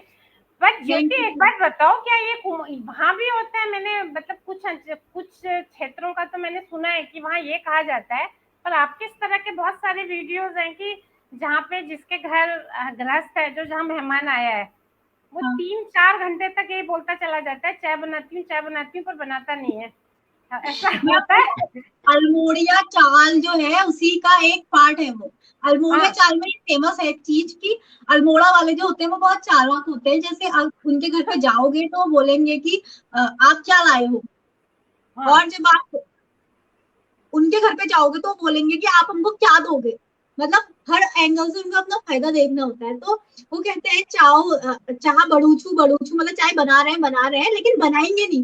तो जब तक उनका जो मेहमान है वो 2-3 घंटा सोचता रह जाएगा कि ये अब चाय बनाएंगे, लेकिन वो बनाएगा नहीं। तो ये एक हिसाब से लोकोक्ति है, अभी तो फिलहाल वर्तमान में लागू नहीं होती है, लेकिन किसी समय में ये चीज रही होगी। तो ये लोक कथा और लोकोक्ति के माध्यम से हमें सुनने को मिलती है। हाँ, तो ये आजकल नहीं होता क्योंकि आजकल दूध इफरात में मिलता होगा, डब्बे का पहुंच ही गया होगा, जब कमी रही होगी। नहीं मैम, इसका कारण एक ये भी रहा होगा कि जो अल्मोड़ा के मूल निवासी थे पहले, वो अब यहाँ नहीं रहते, वो लोग यहाँ से बाहर जा चुके हैं। तो जो गांव आसपास के जो गांव से हैं वो आके यहाँ पर बस गए। तो अल्मोड़िया जो रियल है, ओरिजिनल है, वो आपको अब बहुत कम देखने को मिलेंगे यहाँ, क्योंकि मैं खुद कहीं गाँव से आई, भास्कर कहीं गाँव से आया और हम लोग यहाँ पे बस गए। तो जो अल्मोड़ा के मूल निवासी हैं वो खुद अभी बहुत ज्यादा पहुंची हुई जगहों पर होंगे, कोई विदेश में है, कोई दिल्ली मुंबई में है। तो अल्मोड़िया यद जो है खालिस देसी, वो अब कम है, यहाँ पे बाहर के लोग ज्यादा रहते हैं। तो आप कह रही थी ना, भास्कर जी से सवाल पूछा था आपने कि आपके फैंस के बारे में। एक तो जो सवाल आपने भास्कर जी से पूछा था उसी का जवाब आप भी बताइए। फिलहाल तो आपके इतने फैन यहीं दिख रहे हैं। साधना जी मोहन जी कह रही हैं सुपर अभिनेत्री, रजनी नेगी जी कह रही हैं, रेवती भट्ट देहरादून से कह रही हैं दोनों बच्चे कितने स्पष्ट रूप से बात कह रहे हैं, सुंदर अभिनय। रजनी नेगी जी सूरत से कह रही हैं you are super actor full of experience. तो इतने सारे फैन तो आपके यहीं पर हैं, बट बाकी आपके फैंस के बारे में भी तो बताइए। आपने उनका तो बता दिया जो आपको परेशान करते हैं। मेरे फैन मैम ऐसा रहता है कि जैसे मैं एक लड़की हूँ, तो इस नाते का रहता है लोगों का कि उन्हें बात करनी होती है। जैसे वो हाय हाय हाय भेजते रहते हैं, जैसे उन्हें कोई काम नहीं होता मुझसे, लेकिन उन्हें खाली हाय हाय भेजना होता है। जैसे अगर कोई एक्टिंग के बारे में बात करे या मैं कोई कहानी लिखूं उसके बारे में बात करें, तो वो एक पैराग्राफ भेजते हैं, तो उसको मैं पढ़ भी लेती हूँ और रिप्लाई भी कर देती हूँ जो मुझे ठीक लगे। लेकिन अगर वो कंटिन्यूसली हाय हाय हाय हाय भेजते रहेंगे कितने दिनों तक, अगर मैं रिप्लाई में हाय भी कह दूं तब भी वो हेलो ही कहते रहते हैं। तो उन्हें कुछ बात नहीं करनी होती, उन्हें बस हाय हाय कह के ये हाय हाय लड़कियों को ही ज्यादा भेजते हैं उनसे। हाँ, तो मेरा चैलेंज ये है कि मुझे ऐसे फैन मिल रहे होते हैं जिनको मुद्दे की बात कुछ नहीं करनी होती, ना एक्टिंग की बात करनी होती, ना वीडियो की बात करनी होती, ना कहानियों की बात करनी होती है। उन्हें हाय या कोई उन्हें लगता है थोड़ा देर बात कर ले चलो। जब आप बहुत बड़ी हो जाओगी ना, और भी बड़ी एकदम फेमस, एक तो वकील बहुत बड़ी और लॉयर एडवोकेट और ऊपर से बहुत बड़ी आर्टिस्ट, तब भी आपको इतनी ही कमी रहेगी उन फैंस की जो आपके मुद्दे की बात करते हो। मेरी इस बात से यहाँ पे जुड़े हुए सारे लेखक लोग एसोसिएट करेंगे कि मुद्दे की बात होती ही बहुत कम है दरअसल। क्योंकि मैम ऐसा आपके साथ भी होता होगा ना कि आपको हाय हाय भेजते होंगे, मुद्दे की बात नहीं करते। सबके साथ हाय कांग्रेचुलेशंस वगैरह, बस और एक और चीज होती है मेरे साथ कि जब मैं कहीं जाऊं तो वहां पे जैसे कोई लोग मुझे देखते हैं तो वो वहां पे मुझसे बात नहीं करेंगे, फिर जब मैं घर आ जाऊंगी तो वो मुझे मैसेज करेंगे कि आज हमने आपको यहाँ देखा, बाजार में देखा, दुनिया में देखा। उसके बाद वो बात करते हैं कि आप तो हमसे बोले नहीं। अरे मैं कैसे बोलूं, मुझे क्या पता आप मुझे जानते हो। आपको उस टाइम पे बोलना चाहिए ना। तो ये क्यों होता है आपके हिसाब से? शायद उन्हें डर डर लगती हो। मेरा पहाड़ी गालियों वाला एक वीडियो बहुत ज्यादा फेमस है, तो उनके माइंड में वो गालियां चल। नहीं तो ऐसा भी कभी होता है कि आप कोई पब्लिक प्लेटफॉर्म पे कोई परफॉर्मेंस कर रही है, तारीफ कोई आपको प्राइवेट में कर रहा है, ऐसा भी होता है? हाँ मैम, ऐसा भी होता है बहुत बार कि जैसे बहुत सारे लोग होते हैं, इंट्रोवर्ट होते हैं, वो वैसे नहीं बोल पाते हैं। वो आपसे मैसेज में बात कर लेंगे या कमेंट्स में बात कर लेंगे, लेकिन जब वो सामने आते हैं ना तो आप उनकी अलग ही पर्सनैलिटी देखते हो। मतलब आप यकीन नहीं कर सकते हो कि ये वही इंसान है जो इतनी बातें करता है। तो ज्योति के तो फॉलोवर बहुत है। मेरे जितने भी श्रोता लोग यहाँ पे जुड़े हुए हैं विदु बैटन फैमिली के, सब लोग ज्योति की बात पे यकीन करते हैं। तो अब तो मेरे लेख की सारी बातें ज्योति ने पुष्ट कर दी है ना। मैं कहती हूँ कि पब्लिक में अलग होते हैं, प्राइवेट में अलग, और पब्लिक चीजों की प्रस्तुति के जब कमेंट्स आपको प्राइवेट में आते हैं, ज्योति ने भी पुष्ट कर दी है बात। अब तो सबको हमारा ये दर्द समझ आएगा। जी भास्कर जी, अब हम थोड़ा सा पॉइंट, एक तो ज्योति आपसे मैं एक सवाल ये करना चाहूंगी कि अगर आपको लगे कि कोई बहुत इंपॉर्टेंट बात छूट रही है जो आपको बतानी चाहिए, तो पहले मुझे वो आप अपने से बताएं, क्योंकि मैं अपनी कहानियों और कविताओं के बारे में बताना चाहती हूँ। जैसे आप लोग मुझे सब लोग मुझे जानते हैं एक एक्टर के तौर पे या फिर एक सिंगर के तौर पे, लेकिन इनिशियली मैंने लिखना ही शुरू किया था। मैं 6th या 7th या 8th में पढ़ती होंगी, तो यहाँ अल्मोड़ा में बाल प्रेरी द्वारा एक कार्यशाला आयोजित होती है जिसमें छोटे बच्चों को लिखने के बारे में सिखाया जाता है। तो उसमें मैं जाड़ों की छुट्टियों में मैं उसमें जाती थी और मैं कहानियां, कविताएं लिखने का शौक मुझे बचपन से ही था, तो मैं उसमें लिखती थी। और उसमें जो हम पत्रिका बनाते थे अपनी, वो अभी भी मेरे पास संभाली हुई है। तो मैंने अपनी पहली लाइफ की स्टोरी अपनी 7th क्लास में लिखी थी। वो एक काल्पनिक थी, तो उस तभी से साहित्य की ओर लगाव था। फिर 2019 में मैंने काफल ट्री के माध्यम से अपनी पहली कहानी, जो कि थी अल्मोड़ा डिग्री कॉलेज से अधूरी प्रेम कहानी, वो वहां पे पब्लिश हुई थी और उसे बहुत ज्यादा लोगों ने प्यार दिया। 10,000 से भी ज्यादा उसके शेयर्स हैं। तो उसके लिए लोग बहुत ज्यादा कमेंट करते थे कि आपने बहुत अच्छा लिखा है, आप इसे कंटिन्यू कीजिए, और इतना अच्छा आपने लिखा है, ऐसा लगता है कि कोई शॉर्ट स्टोरी हम लोग पढ़ रहे थे। फिर उसके बाद मैंने एक और कहानी लिखी जो काफी लोगों के द्वारा पढ़ी गई है और सराही भी गई है। वैसे तो उसका नाम वो भी काफल ट्री पे पब्लिश्ड है। उसका नाम है पहाड़ की लड़कियों का पहाड़ सा जीवन, लेकिन हर कोई उसे अपने अपने तरीके से प्रेजेंट करता है। अभी फेमस आरजे पंकज जीना ने अपने चैनल के माध्यम से उसे पहाड़ की रेखा नाम से अपनी आवाज देकर उसे सुनाया है लोगों से। और अभी उत्तराखंड की नारी मन की श्रेष्ठ 21 कहानियों में भी उस कहानी को स्थान मिला है। तो वो कहानी जो है वो मेरे दिल के बहुत करीब है, क्योंकि वो पहाड़ी जो हमारा कुमाऊनी कल्चर है, इसमें जो विषमताएं हैं, लड़कियों के साथ जो व्यवहार किया जाता है, शादी के लिए जो उनके डिसीजन होते हैं वो खुद नहीं ले पाती, उनके माता पिता उनके डिसीजन लेते हैं, और फिर अगर उनके साथ कुछ बुरा हो जाता है तो उन्हें उनकी नियति मानकर पूरी जिंदगी उस चीज को उनके ऊपर थोप दिया जाता है। तो वो इस चीज के रिस्पेक्ट में मैंने लिखी थी। तो मुझे लगता है कि मैं उस कहानी के जरिए अपनी बात, पहाड़ की लड़कियों की बात, सब लोगों के सामने लाने में सक्षम रही हूँ। तो अगर आप लोगों को, जो भी लोग यहाँ पे देख रहे हैं, सुन रहे हैं, तो भले ही आप मेरा वीडियो मत देखिए, लेकिन उस कहानी को एक बार जरूर पढ़िए। काफल ट्री पे आपको वो कहानी मिलेगी। बहुत बढ़िया, कितने साफ वही से कह दिया। वीडियो और कहानी में से कोई चुनना हो तो आप उसे कहानी पढ़िएगा। जी भास्कर जी, हम आपसे भी ये सवाल पूछना चाहेंगे कि मतलब हम 10 मिनट में वाइंड अप कर देंगे इसको, 10 मिनट तक बात और चला के।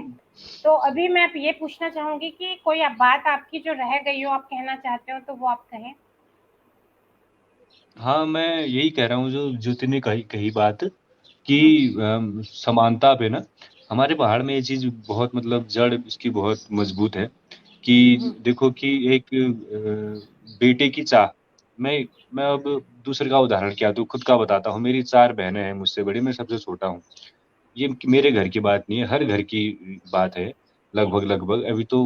अब तो खैर उतना नहीं है, लेकिन अभी से कुछ समय पहले था कि एक बेटा होना जरूरी है। भले ही उनकी 4 बेटी हो जाएंगी, 10 बेटियां हो जाएंगी, 12 बेटियां हो जाएंगी, लेकिन उनको बेटा जरूर चाहिए। ये जो है बड़ी गंदी चीज मुझे लगती थी। तो अब भी जो है मैं मेरी बहस हो जाती है घर में कभी कभी। और दूसरी चीज एक और है कि बेटी होने पे जो है दुख जरूर होता है घर वालों को, किसी भी घर में। एक बड़ी अच्छी कविता मेरे को याद आ रही है, किसी कुमाऊनी कोई कवि है, मुझे नाम उनका भी ध्यान में नहीं आ रहा है, कि चेल है। देखो कि गोठ में जो है, जहाँ गाय भैंस बांधते हैं, वहां एक थोरी होती हो जाती है, और उसी समय जो है बेटी भी हो जाती है पैदा। थोरी का मतलब है गाय, यानी भैंस की, भैंस का बछड़ा, यानी कि भैंस, एक तो मेल भैंस हुआ, एक फीमेल भैंसा, भैंसी, तो बस भैंसी हो इतना जाती है, सबको यानी कि आता है। थोर हरे। हाँ, थोर हरे। तो वो ये है कि थोर हरे और चेल हरे, यानी कि थोर होने पे जो है घर वाला बड़ा खुश हो जाता है। हम्म, वो बोलता है कि थोर है, दूध मिलेगा, मतलब भैंस हो रही है और अंदर चेल हो रही है, बेटी हो रही है। वो बिल्कुल नहीं, उसकी आंखें बिल्कुल तन जाती है, उसको बड़ा गुस्सा आ जाता है कि चेल है। वो बोलती है इसको अमूश वो दैखर पैद है, यश पैद है, राकश पैद है, यश। ये सचमुच में होती है, ये बात केवल कविता तक ही सीमित नहीं है। ये मैंने अपनी आंखों से भी देखी, और ये मतलब मुझे बड़ी खलती है ये चीजें। तो जो है इन चीजों का जो है दमन होना बहुत जरूरी है। हालांकि चीजें बदल रही है, लेकिन बहुत ज्यादा एजुकेटेड जो लोग हैं, मतलब एजुकेटेड लोगों के मन में भी कहीं ना कहीं ये चीज अब भी रहती है। आपने तब कितने अच्छे से अपनी बात बोली। एक बार जब मैंने ये कहा कि अब तक तो मैंने इनको ऑक्यूपाई किया हुआ था, इनको अपने मन की बोलने ही नहीं दी। जब मैंने कहा कि आप कुछ बताओ कि जो छूट गया हो, तो दोनों ने अपने समाज की बात की और समाज में भी असमानता को दोनों ने अंडरलाइन किया। तो हमारी तो बिल्कुल। उम्मीद हो आप, जो उम्मीद आपने अपनी पहली लोकगीत से सुनाई थी, वो उम्मीदें थोड़ी सी जग गई हैं। ज्योति, आपकी भी एक कविता सुनेंगे, अभी इनसे थोड़ी और बात करूंगी थोड़ी सी। तो भास्कर जी, पहले मुझे आप ये बताएंगे कि आप आपकी 4 बहनें क्या कर रही हैं इस वक्त, और देखिए, चार हाँ, उन दोनों और आपके ट्रीटमेंट में कुछ फर्क था, या आपको लगता है कि आपको कुछ एक्स्ट्रा नहीं, अतिरिक्त मिला? बिल्कुल ट्रीटमेंट में, हाँ। इस समय मतलब ये है कि बेटा जो होता है, मैं बचपन से ही जो है मुझे ज्यादा तवज्जो दी जाती थी, बहनों को कम। जैसे जो है मेरे लिए बचपन में जो है बॉर्नविटा के डब्बे आया करते थे, वो बहनों को नहीं दिए जाते थे, लेकिन मेरी बहन फिर भी उसको चुरा के खा लेती थी, वो मुझसे ज्यादा मोटी तगड़ी है। तो जो है बाकी फिर मेरी जो बाकी जो दीदियां हैं, वो तो मुझसे मतलब एज वो मुझसे बहुत बड़ी हैं। मैं मेरे और मेरी एक जो बड़ी बहन है, हम दोनों थोड़े मतलब थोड़ी आपस में हाँ, बॉन्डिंग है। मेरी मेरी जो सबसे बड़ी बहन है, मतलब उनकी पढ़ाई लिखाई वही नॉर्मली रही, मतलब वो वही गांव ग्रामीण परिवेश तक ही सीमित रहे, उससे बाहर कभी नहीं निकले वो लोग। यही है और मतलब। सबसे छोटी वाली जो आपसे जस्ट एक बड़ी है? हाँ, उनकी भी शादी पिछले साल हुई है, अभी वो जीजा जी के साथ यहाँ राजस्थान में कहीं रहती मतलब चारों एक तरह से घर में ही रहती है ना? यहाँ भी घर में रही, वहां भी घर में है चारों। है। हाँ, बिल्कुल बिल्कुल। हाँ, तो ये और एक चीज दरअसल एक चीज एक चीज और है ना, कि पहाड़ों में ये है कि बेटी की शादी अगर जल्दी ना हो, थोड़ी देरी में हो जाए बेटी की शादी, तो ये भी बड़ी वो है कि बोलते हैं, ताने देने लग जाते हैं लोग की घर वालों को, कि तुम्हारी बैठने लोग आने लगते हैं, बोलते हैं कि क्या दिक्कत है, क्यों नहीं हो रही, क्यों शादी क्यों नहीं कर रहे हो, ये है वो है। दिक्कत दूसरे के घर में हो रही है, लेकिन आग जो है किसी और के दिल में लगती है। ये भी बड़ी गंदी चीज मुझे लगती है बहुत ऐसी। तो हाँ। आप समाज में जैसा लड़का पसंद करते हैं वैसा हो? जैसे एक लड़कियों की एक इमेज होती है ना, कम बोलती हूँ, हम्म। शालीन हूँ, घर से बाहर कम निकलती हूँ, वगैरह वगैरह। साइंस, अगर पढ़े लिखे परिवार की हैं तो साइंस साइड में पढ़ती हो, ऐसी लड़कियां नहीं पसंद नहीं, आती ऐसा हैं। नहीं। आप हो ऐसे ऐसा आइडियल लड़की? ज्योति तो आइडियल लड़की नहीं है, है ना? नहीं है ना? बिल्कुल आप भी हो नहीं। आइडियल लड़के? आप हो आइडियल लड़के समाज के? नहीं, ऐसा भी नहीं है, आइडियल तो नहीं, मतलब जिस तरह का चाहिए इस तरह का तो नहीं हो पाता है। मतलब तो तेरे को तो मिल नहीं पाता मैं तो लेकिन। हमेशा मैं तो अपनी माँ के हाथ में मतलब हमेशा डांट ही खाती हूँ, मुझे खाता हूँ, मतलब मुझे नहीं लगता कि मम्मी ने मेरे को कभी जो है आजकल 3 6 7 साल से जो है मुझे कभी अच्छे मुँह से बात की होगी, मेरे को लगता नहीं है। पिताजी तो खैर वो तो मतलब उनको जरा मतलब नहीं रहता, लेकिन मम्मी जो है वो हमेशा ही डांटती रहती है मुझे, कि आज यहाँ चले गया, वहां चले गया, मुझे बताया नहीं। क्योंकि मैं कहीं जाता हूँ तो उसके आने के 4 5 दिन बाद बताता हूँ, या कोई बताता है तुम्हारा बेटा वहां गया था, ऐसा वैसा करके। तो मतलब आइडियल तो बिल्कुल नहीं हूँ मैं अपने घर वालों के। और जैसे तुमसे चाहते होंगे ना, क्या पेरेंट्स को कब अच्छे लगते हैं, तुम क्या हाँ करते हैं अगर काम में भी, मतलब काम भी तो फाइन आर्ट तो कर रहे हो। हाँ उनको मतलब अच्छा तब लगता है, मतलब उनको तब लगेगा जब मतलब उनका बेटा जो है उनका कहना माने, उनको लगातार फोन कर रहे हर रोज, और जो है टाइम टाइम पे घर आए, मतलब लगभग महीने महीने में एक बार घर आ जाए उनसे मिलने के लिए। और वो तो चाहते भी हैं कि जल्दी जॉब लग जाए, जॉब मतलब जॉब के लिए कोई जल्दी से कोई कॉम्पिटिटिव एग्जाम पास कर ले, जल्दी से उनकी किसी को अच्छी सी जॉब लग जाए और जल्दी से उसकी शादी हो जाए। बस यहीं तक ही हुआ मतलब गाँव। मतलब ये फाइन आर्ट जो आप कर रहे हो वो उनको अच्छा लगता है, या जो आप लोक संगीत में ये सब करते हो ये ये अच्छा लगता है? हाँ नहीं नहीं, इसके पीछे ये है ना कि हुआ ये कि जब मैं नवोदय में पढ़ता था तब हाँ। मेरी चित्रकारी अच्छी थी, तो हमारी जो मैडम, मैंने बताया उनका नाम राजेश्वरी पंक्ति, उनका मैडम का नाम था। तो उन्होंने मेरे पिताजी को हमेशा कहती थी कि तुम्हारा बेटा जो है पेंटिंग में बड़ा अच्छा है, इसका करियर जो है इसी से बनवाना। और वो उनको बताती भी थी कि आगे मतलब जॉब वॉब भी इससे लग जाती है, ये है वो है करके। तो पिताजी ने फिर उनने सोचा कि ठीक है अगर इससे भी होता है सब तो अपने आप करता है बेटा, ऐसा उनने सोचा। तो अल्मोड़ा आ गया था मतलब मैं, मतलब उसमें भी उनका एक ना कहीं यही था मतलब ना एक ध्येय कि इसमें कि जॉब लग जाए, जॉब लग जाए। जॉब लग जाए अच्छी, और मतलब यही था मतलब। अगर मैं कुछ उस दौरान में अगर उनको ये बोला जाता है कि कोई उनको भड़का देता है कि तू अगर मतलब पेंटिंग से क्या है ये, क्यों कुछ मिलेगा नहीं इससे, चित्रकारी से कुछ नहीं मिलेगा, नौकरी तो आजकल केवल जिसने बीएससी किया है या बीकॉम किया है उन्हीं को मिलती है, तो मेरे को नहीं लगता मतलब पिताजी बिल्कुल भी मेरे को करने देते हैं। और ये जो ये आप कर रहे हो सारे बिनाई बजाना और ये सब उसमें मिलता है? हाँ नहीं ये तो मतलब इस पे भी पहले पहले तो घर वालों का रिस्पॉन्स ठीक था, अब भी थोड़ा उखड़ जाता है उनका मन भी थोड़ा बहुत, क्योंकि कर जाता हूँ। हाँ तो जो ये भास्कर जी भी निकम्मे है ना, पहले अब तुम्हारा निकम्मापन तो पहले सिद्ध हो गया था, ये भी तो आदर्श नहीं है। आप क्या क्या अलग हैं आदर्श से, ज्योति जी?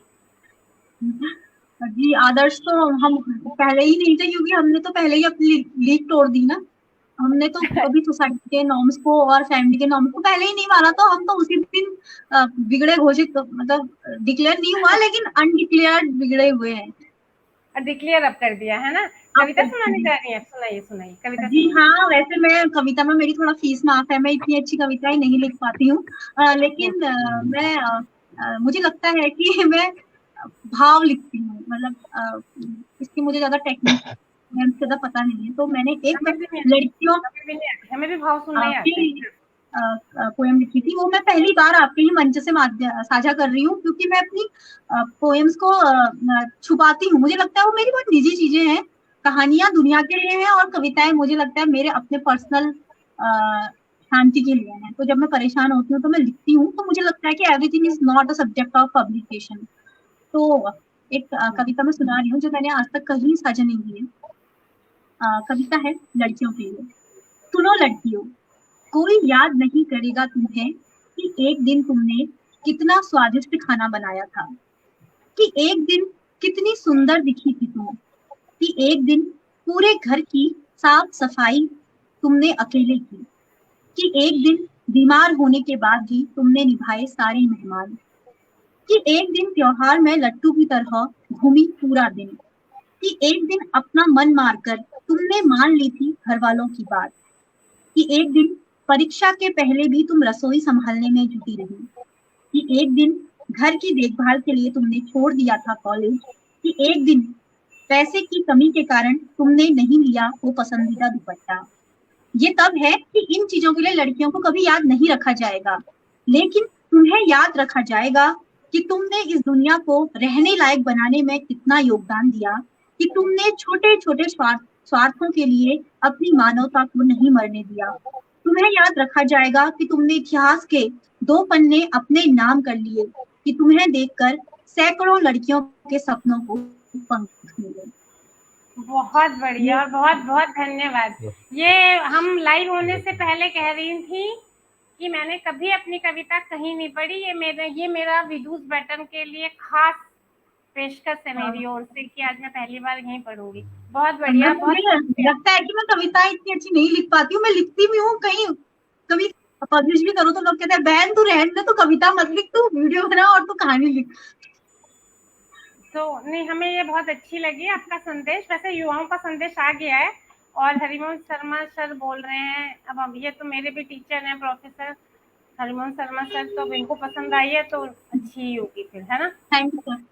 संदेश तो बहुत अच्छा था ही इस कविता का। तो अभी हमारी बात तो, और देखो सान्ना मोहन आंटी को भी पसंद आ गई, तो हमारी बात, और ऋतु डिमरी को भी, ऋतु डिमरी भी कवि हैं, तो कविता की समझ रखने वालों सबने आपकी कविता को पसंद किया। अब हमें एक बार युवाओं के लिए संदेश पूछना है आपका। अगर इस बीच ऑडियंस के बीच से कुछ आ जाता है तो वो सवाल भी हम ले लेंगे।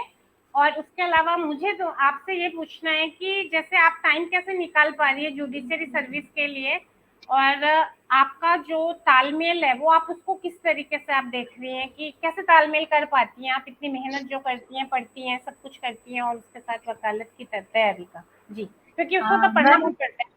जी मैम, मेरा ये था कि 2019 में मेरा LLB पूरा हो गया था, तो उसके बाद से क्या हुआ कि मैं निरंतर पढ़ाई के टच में थी, लेकिन फिर क्या हुआ, कोरोना की वजह से 2 साल तक तो कोई भी वैकेंसी वगैरह नहीं आ पाई। तो तब क्या हुआ, मैं लगातार पढ़ती रहती थी। तो क्या है कि एक बार जब हम किसी चीज को पूरा पढ़ लेते हैं, सिलेबस कंप्लीट कर लेते हैं, तो फिर क्या होता है, उसको रिवीजन ही करना होता है बार बार। लेकिन फिर अभी लॉ है इतना कॉम्प्लिकेटेड है, इतने सारे सेक्शंस याद करने होते हैं, केसेस याद करने होते हैं। तो मेरा क्या रहता है, जैसे एग्जाम, जैसे अभी नोटिफिकेशन होगा तो मैं गायब हो जाऊंगी, मैं यूट्यूब, फेसबुक, व्हाट्सएप सब छोड़ दूंगी। तो उस टाइम पे जब मेरा नोटिफिकेशन या एग्जाम का डेट होता है, तो उस टाइम पे मैं इन सब चीजों को छोड़कर केवल उसी पे फोकस करती हूँ। और ये तब है जब खाली टाइम है, कि जैसे अभी कोई वैकेंसी आई नहीं है तो अभी मैं इस पे कंट्रीब्यूशन कर रही हूँ। या फिर मैं ऐसा करती हूँ कि जैसे बहुत सारे वीडियो को एक साथ शूट करके उसको बाद के लिए शेड्यूल कर देती हूँ, ताकि फिर बाद में मेरी पढ़ाई में इसमें डिस्टर्ब ना रहे। आपका एक सवाल कंचन का है, जो कंचन का जर्नी कैसे शुरू की थी, वो तो आप कर चुकी हैं, उसका जवाब तो हम लोग ले चुके हैं। लेकिन इनका था कि BTS और तमाम तरह के जो बैंड इस समय, और जो इतनी ज़्यादा अट्रैक्शंस हैं युवाओं के लिए, बच्चों के लिए, ऐसे समय में हम उन्हें अपनी संस्कृति की तरफ कैसे खींचें, ये सवाल हम आप दोनों में से जो भी इसका जवाब देना चाहें। ढूंढ रही हूँ मैं एग्जैक्ट शब्द, पर मैं पूछ चुकी वैसे। मुझे लगता है ये चीजें घर से ही शुरू होती है, क्योंकि हमने घर से ही सीखा। अगर हमारी दादी हमें नहीं सुनाती, हमारी माँ हमें नहीं बताती, हमारे मम्मी मुझे नहीं बताती कि इस टाइप के डायलॉग होते हैं, हमारा परिवेश ऐसा नहीं होता, तो शायद हम इससे कभी नहीं जुड़ते। तो मातृभाषा के लिए प्रेम घर से ही शुरू होगा। अगर आप घर में उसको सिखाओगे कि आप पहाड़ी भाषा में बात मत करो, या इन चीजों को मत देखो, इन्हें मत फॉलो करो, तो बच्चे वैसा ही करेंगे, क्योंकि वो जो देखते हैं वो सीखते हैं। आप मेरे वीडियो में देखते होंगे, मेरी एक छोटी भतीजी है 6 साल की, तो मैं उसे कुमाऊनी भाषा में भी बताती हूँ, और वो उसके भी वीडियो बनवाती हूँ। इवन भास्कर की एक कविता है, यूनिबुड एगोरे जाठा टेकी, तो उसमें उसने एक्शन भी किया था। तो घर से अगर आप उसको नहीं सिखाओगे तो वो कभी नहीं सीखेगा, भले ही आप कितनी बड़ी बड़ी बातें कर लेते। हाँ, ज्योति की इस बात पे बस मैं ये जोड़ना चाहूंगी कि उसने तो सिखा दो बोल दिया, पर अगर सिखाओगे तो पक्का ही नहीं सीखेगा, करके दिखाना होता है दरअसल। उसको बिल्कुल भी बोलना नहीं होता, करना होता है बस उसके सामने, वही सब है ना। भास्कर जी, आप बोलना चाहेंगे इस सवाल पे कुछ? नहीं तो हाँ, ये सवाल था ना, पॉप के जमाने में, जिसके जमाने में कैसे बच्चों को संस्कृति की तरफ हम ले जाएं। हाँ, एक तो यही है कि घर से चीज़ शुरू होती है, दूसरी ये है कि हम किस तरीके से जो है उसको परोसते हैं ना। बाकी ये भी है कि आज के दौर में जो है लोक संस्कृति कोई भी है, वो तो खैर अपने अंतिम चरण में है ही, क्योंकि जो है एक ग्लोबलाइजेशन की जो एक लहर यहाँ आ रही है, कि हर जगह आप देखोगे कि पहले अल्मोड़ा किस लिए जाना जाता था, अब अल्मोड़ा जो है अपनी भव्यता के लिए, अपने जो नक्काशियाँ हैं दरवाज़ों की, उसके लिए अब भी कहीं-कहीं दिखता है। तो आप अब तो जो है अल्मोड़ा में भी आपको वही मकान दिखेंगे, आप धारचूला देखोगे वही मकान, आप दूर कहीं बीकानेर जाओगे वहाँ वो एक ही मकान दिखेंगे आपको, यहाँ केरल जाओगे वहाँ भी हर जगह एक है। विविधता बहुत ज़रूरी है, विविधता होनी बहुत ज़रूरी है। तो जो है इस विविधता को जो है कायम बहुत ज़रूरी करनी चाहिए। बिना बोले जो है इंसान पहचान जाता है कि सामने वाले का कि ये किस इलाके से आया है। लोग जो है अपना बॉडी लैंग्वेज सुधारने की कोशिश करते हैं। वो कि जो है मेरे अंदर का जो है वो देहातीपन जो है मर जाए, और जो है मैं बिल्कुल मुझे इंग्लिश आ जाए, या फिर जो बिल्कुल ये ना लगे, मेरी जीभ बिल्कुल ना लड़खड़ाए मेरे में से 100 जो है वो 100 ना निकल पाए वे। जैसे होता है ना, बंगाली में वो 100 को 100 बोलते हैं, हमारे कुमाऊं में भी है वो। जैसे अगर मैं अपना नाम भास्कर बोल दूं तो लोग बोलेंगे कि अरे ये तो इस तरीके से बोल रहा है, ये गंवार है, इस तरह का। लेकिन जो है बिना बोले देखो ना कि पता लग जा रहा है कि हाँ ये उस गांव से आया है। अब मुनस्यारी के लोगों की अलग भाषा है, जैसे आप वो उसका हिंदी बोलने का तरीका ही अलग तरीके से हिंदी बोलेगा वो, आपको लग जाएगा कि हाँ ये पिथौरागढ़ का है। अब आप देखोगे कि पौड़ी गढ़वाली कोई अगर हिंदी बोलेगा तो अलग ही तरीके से हिंदी बोलेगा, लग जाएगा कि हाँ ये गढ़वाल का है। तो ये विविधता होनी बहुत जरूरी है। हाँ, मेरा यही है इसका वो कि वीरेन डंगवाल की कविता है कि पीटी उषा पे उनने बड़ी अच्छी कविता लिखी थी कि अगर तुम्हें मुझे बहुत ध्यान नहीं आ रही बढ़िया। वो कविता की, हाँ, मेरे को बिल्कुल अच्छे से तुम याद है।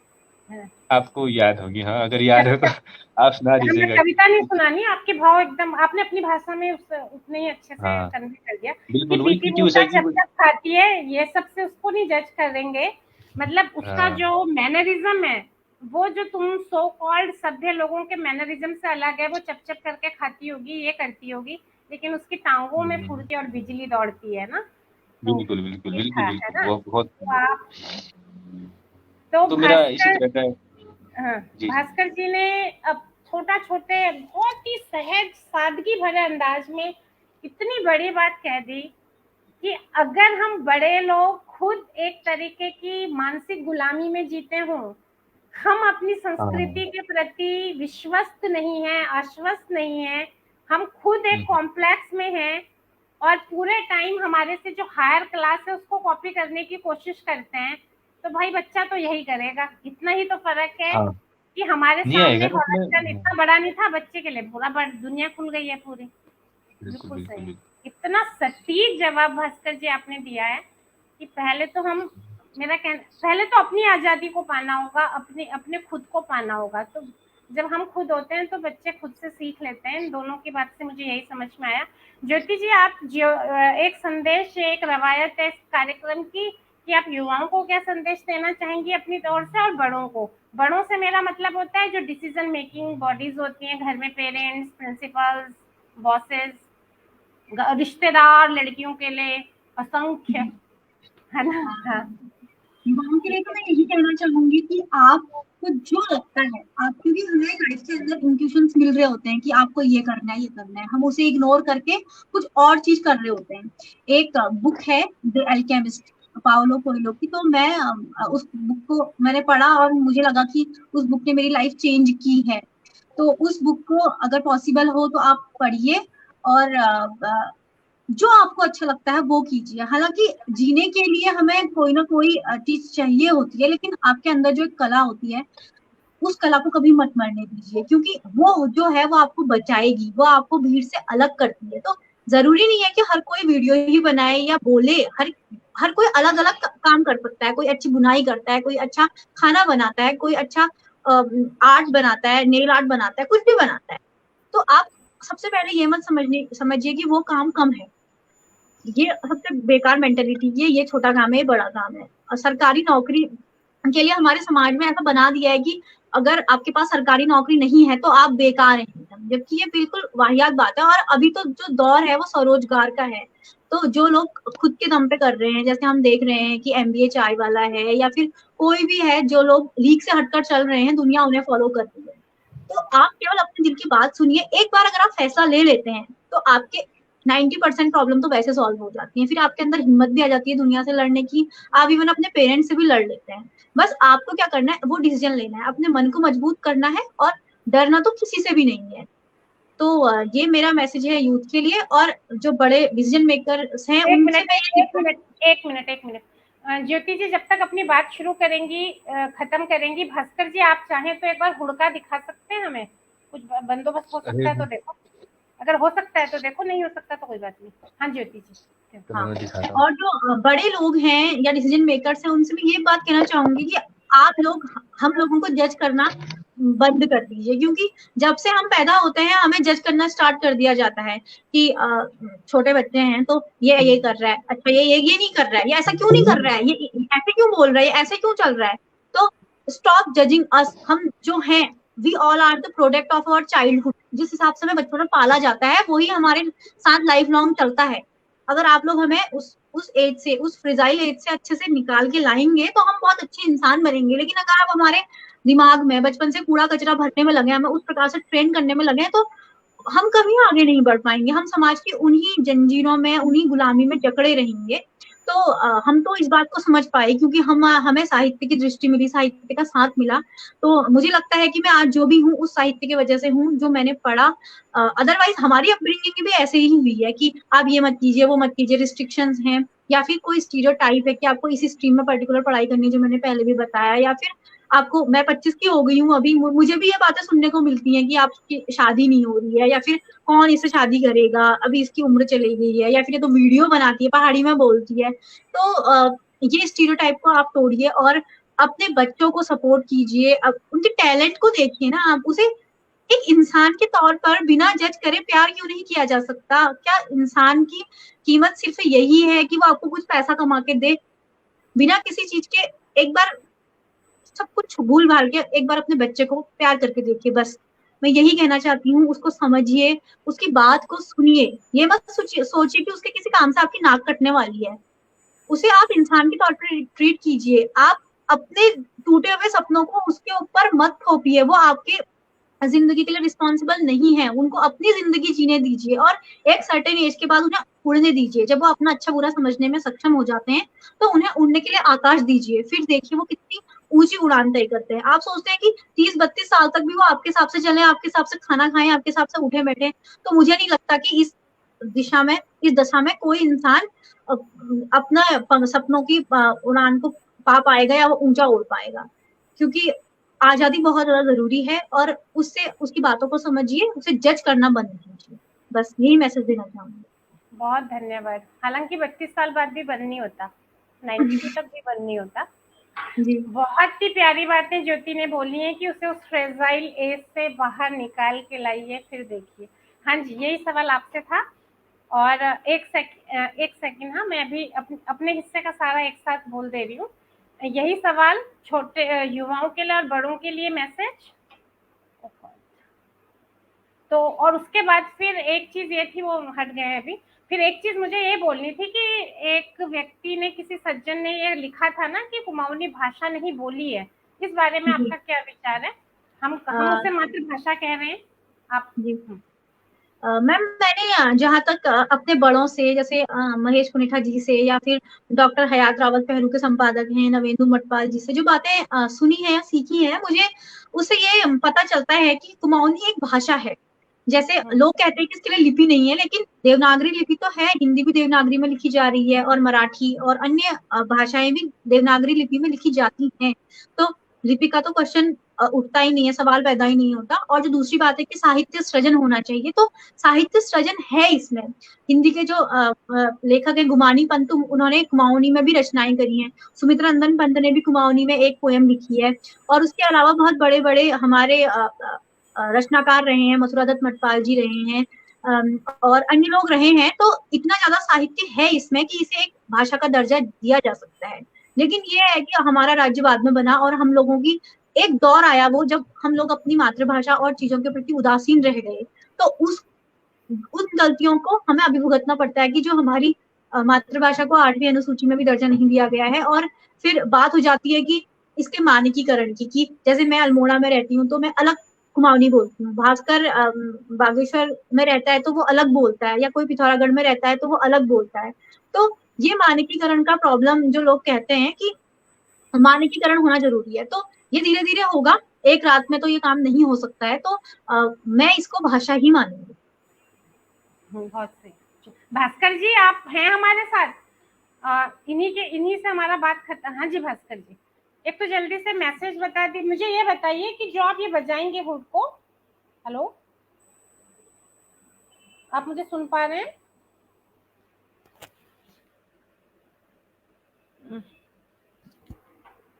भास्कर जी कुछ बता सकते हैं, क्या दिक्कत है? बस इन्हीं के ज्योति जी, आपके साथ मेरी बात खत्म हुई है। यही सवाल उनका करके हुड़को के जरा सा सुन के भी हमें वाइंड अप करना था। तब तक आप एक लोकगीत सुनाएंगे? जी बिल्कुल, मैं दीवान कनवाल जी का गाना अक्सर गाती भी रहती हूँ, मेरे यूट्यूब चैनल पे भी मैंने वो डाला है, तो मैं उसे गाऊंगी। ये एक प्रेम गीत है, प्रेम का गीत है। तो एक जो नायक है वो विरह वेदना के अंतर्गत ये गाना गा रहा है। तो गाना है कि लिखूं अपना हिया का हाल, दिन रात रूठा तेरो ख्याल, करके बिगड़ी जनो मेर मन समई जनो, करके बिगड़ी जनो मेर मन समई जनो, যদি জানি তো अपना तो रेशमी रुमाल, रेशमी रुमाल, जानी कैले बड़ायो माया को जाल, दिन लगनी मेहना मेहना साल, नराई फेरी लिनी सिराणा धरी दिनी, नराई फेरी लिनी सिराणा धरी दिनी, যদি जाना तुम अपना तो बसंती रुमाल, बसंती रुमाल, जानी कैले बड़ायो माया को जाल, दिन रात रूठो तेरो ख्याल। बहुत बढ़िया। जल्दी से शुरू, भास्कर जी आप पहले इसको सुना दीजिए, जो भी सुना रहे हो, क्योंकि फिर ये आपका वो दिखेगा नहीं ना। अभी दिख रहा है, अभी दिख रहा है जी तो फिर अभी पहले। हाँ जी।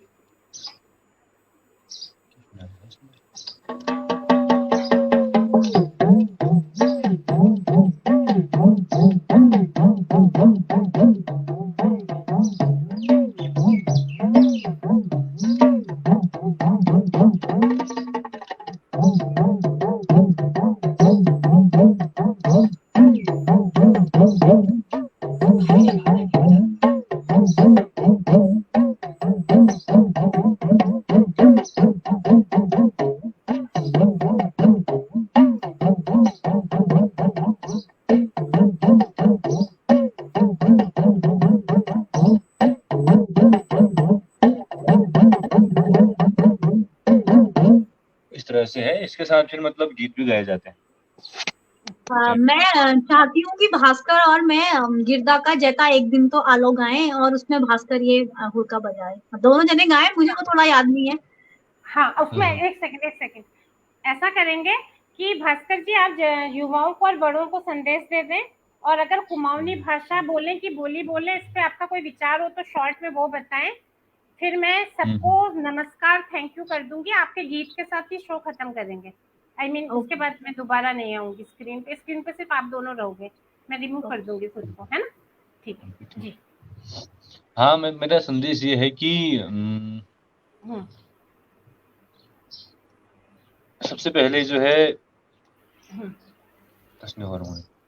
ये मेरा संदेश लोगों को ये है कि आप जो भी सोचते हैं, जो भी करते हैं, आप सबसे पहले अपने मन में उस चीज को मंथन कीजिए। आपको जो सही अपने लगता है, अगर आपको लगता है कि वो चीज सही है तो आप मंथन कीजिए, और लगता है कि अगले को जो है वो चीज आहत नहीं होती है, यानी कि सबके कल्याण में वो चीज है, तो आप उसको लागू कर सकते हैं इस तरह से।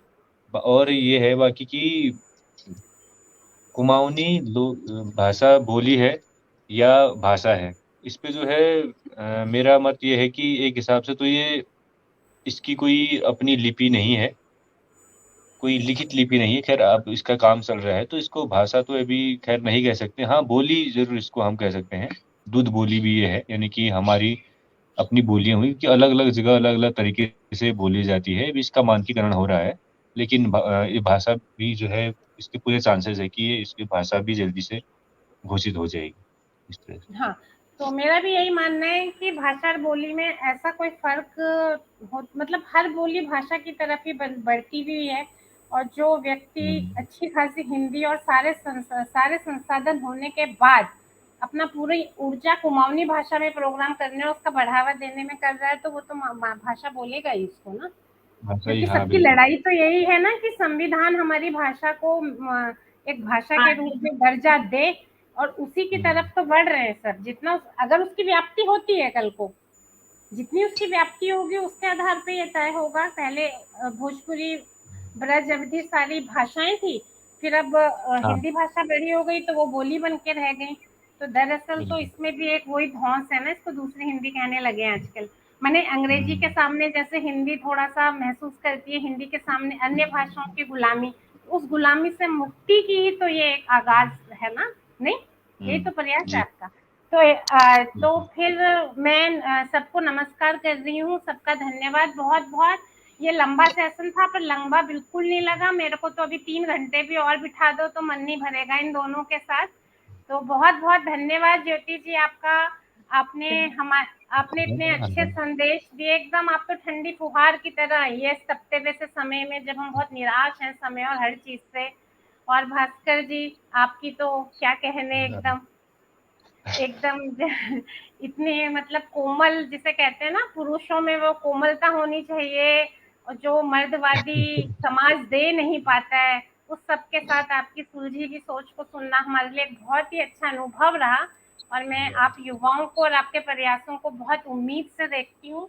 और हम लोग एक दूसरे के कामों को आगे भी, हम आपकी पेंटिंग वगैरह शेयर करेंगे, आपकी चीजें शेयर करते रहेंगे। और ये जो एक रिलेशन बना है विदुष बैटन परिवार से, उसका अभिन्न अंग है, ये बना रहेगा हमेशा। और किंगस्युगी के गेस्ट पे अगर किताब आती है तो कवर का काम भास्कर जी आपका है ना?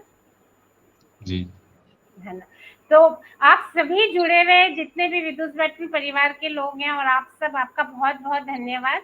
तो मैं अपने आप को रिमूव कर रही हूँ, और हम इनके आपको भी नमस्कार वगैरह जो भी करना है वो पहले करें, तो हम उस मधुर ध्वनि के साथ ही एंड कर देंगे, है ना? जी बहुत बहुत धन्यवाद, आपने हमें झेला। मुझे धन्यवाद। चलिए चलिए भास्कर, हम शुरू करते हैं। हाँ। जे दिन कठुली रात ब्याली पो फटला को कड़ालो, जे दिन कठुली रात ब्याली पो फटला को कड़ालो, एक दिन तो आलो दुनिया दुनी में, जता एक दिन तो आलो दुनिया दुनी में, तुकनी लगाओ दे मुनन मुनई न टेक, तुकनी लगाओ दे मुनन मुनई न टेक, जता एक दिन तो आलो दुनिया दुनी में, जता एक दिन तो आलो दुनिया दुनी में, जदिन चोरनी पलाला के को जोरनी चलाला, जदिन चोरनी पलाला के को जोरनी चलाला, जता एक दिन तो आलो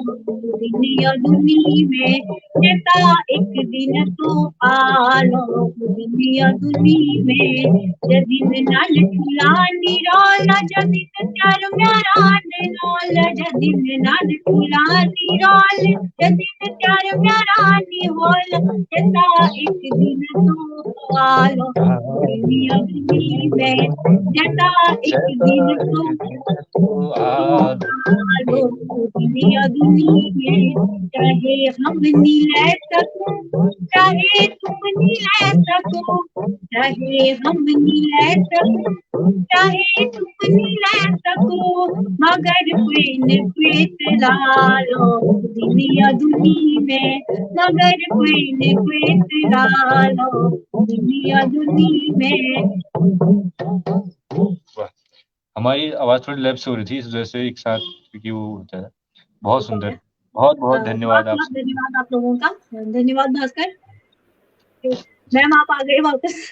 वो कहने के लिए कि एक लास्ट गान आप गाते हुए खत्म कर दो, आपकी आवाज नहीं आई थी ना भास्कर जी, लास्ट लाइन एक गान आप अकेले गा दो। नहीं, आवाज लैप्स हो रही थी ना, तभी एक साथ नहीं गाए, वो आगे पीछे हो जाती। आपका सुर हमारा सुर अलग है। तूनी मार डाड़ जता घर जानू भले है रे, तूनी मार डाड़ जता घर जानू भले है, घर जानू भले है रे, घर जानू भले है रे, ताम गुआरा गजता ताम गुआरा गा, ओनी रहे जानी रहे, ओनी रहे जानी रहे। यूं कसी बर खजता घर जानो भलिहरय, यूं कशी बर खजता घर जानो भलिहरय, धूनी मार डाळ जता घर जानो भलिहरय, घर जानो भलिहरय, घर जानो भलिहरय। अरे पानी को मासिक जता, पानी को मासिका, पानी को मासिक जता, पानी को मासिका, कूट काढा छाना बुडा, कूट काढा छाना बुडा। यो मेरी अशी कजता घर जानो भलिहरय, यो मेरी अशी कजता घर जानो भलिहरय, घर जानो भलिहरय, घर जानो भलिहरय। धन्यवाद।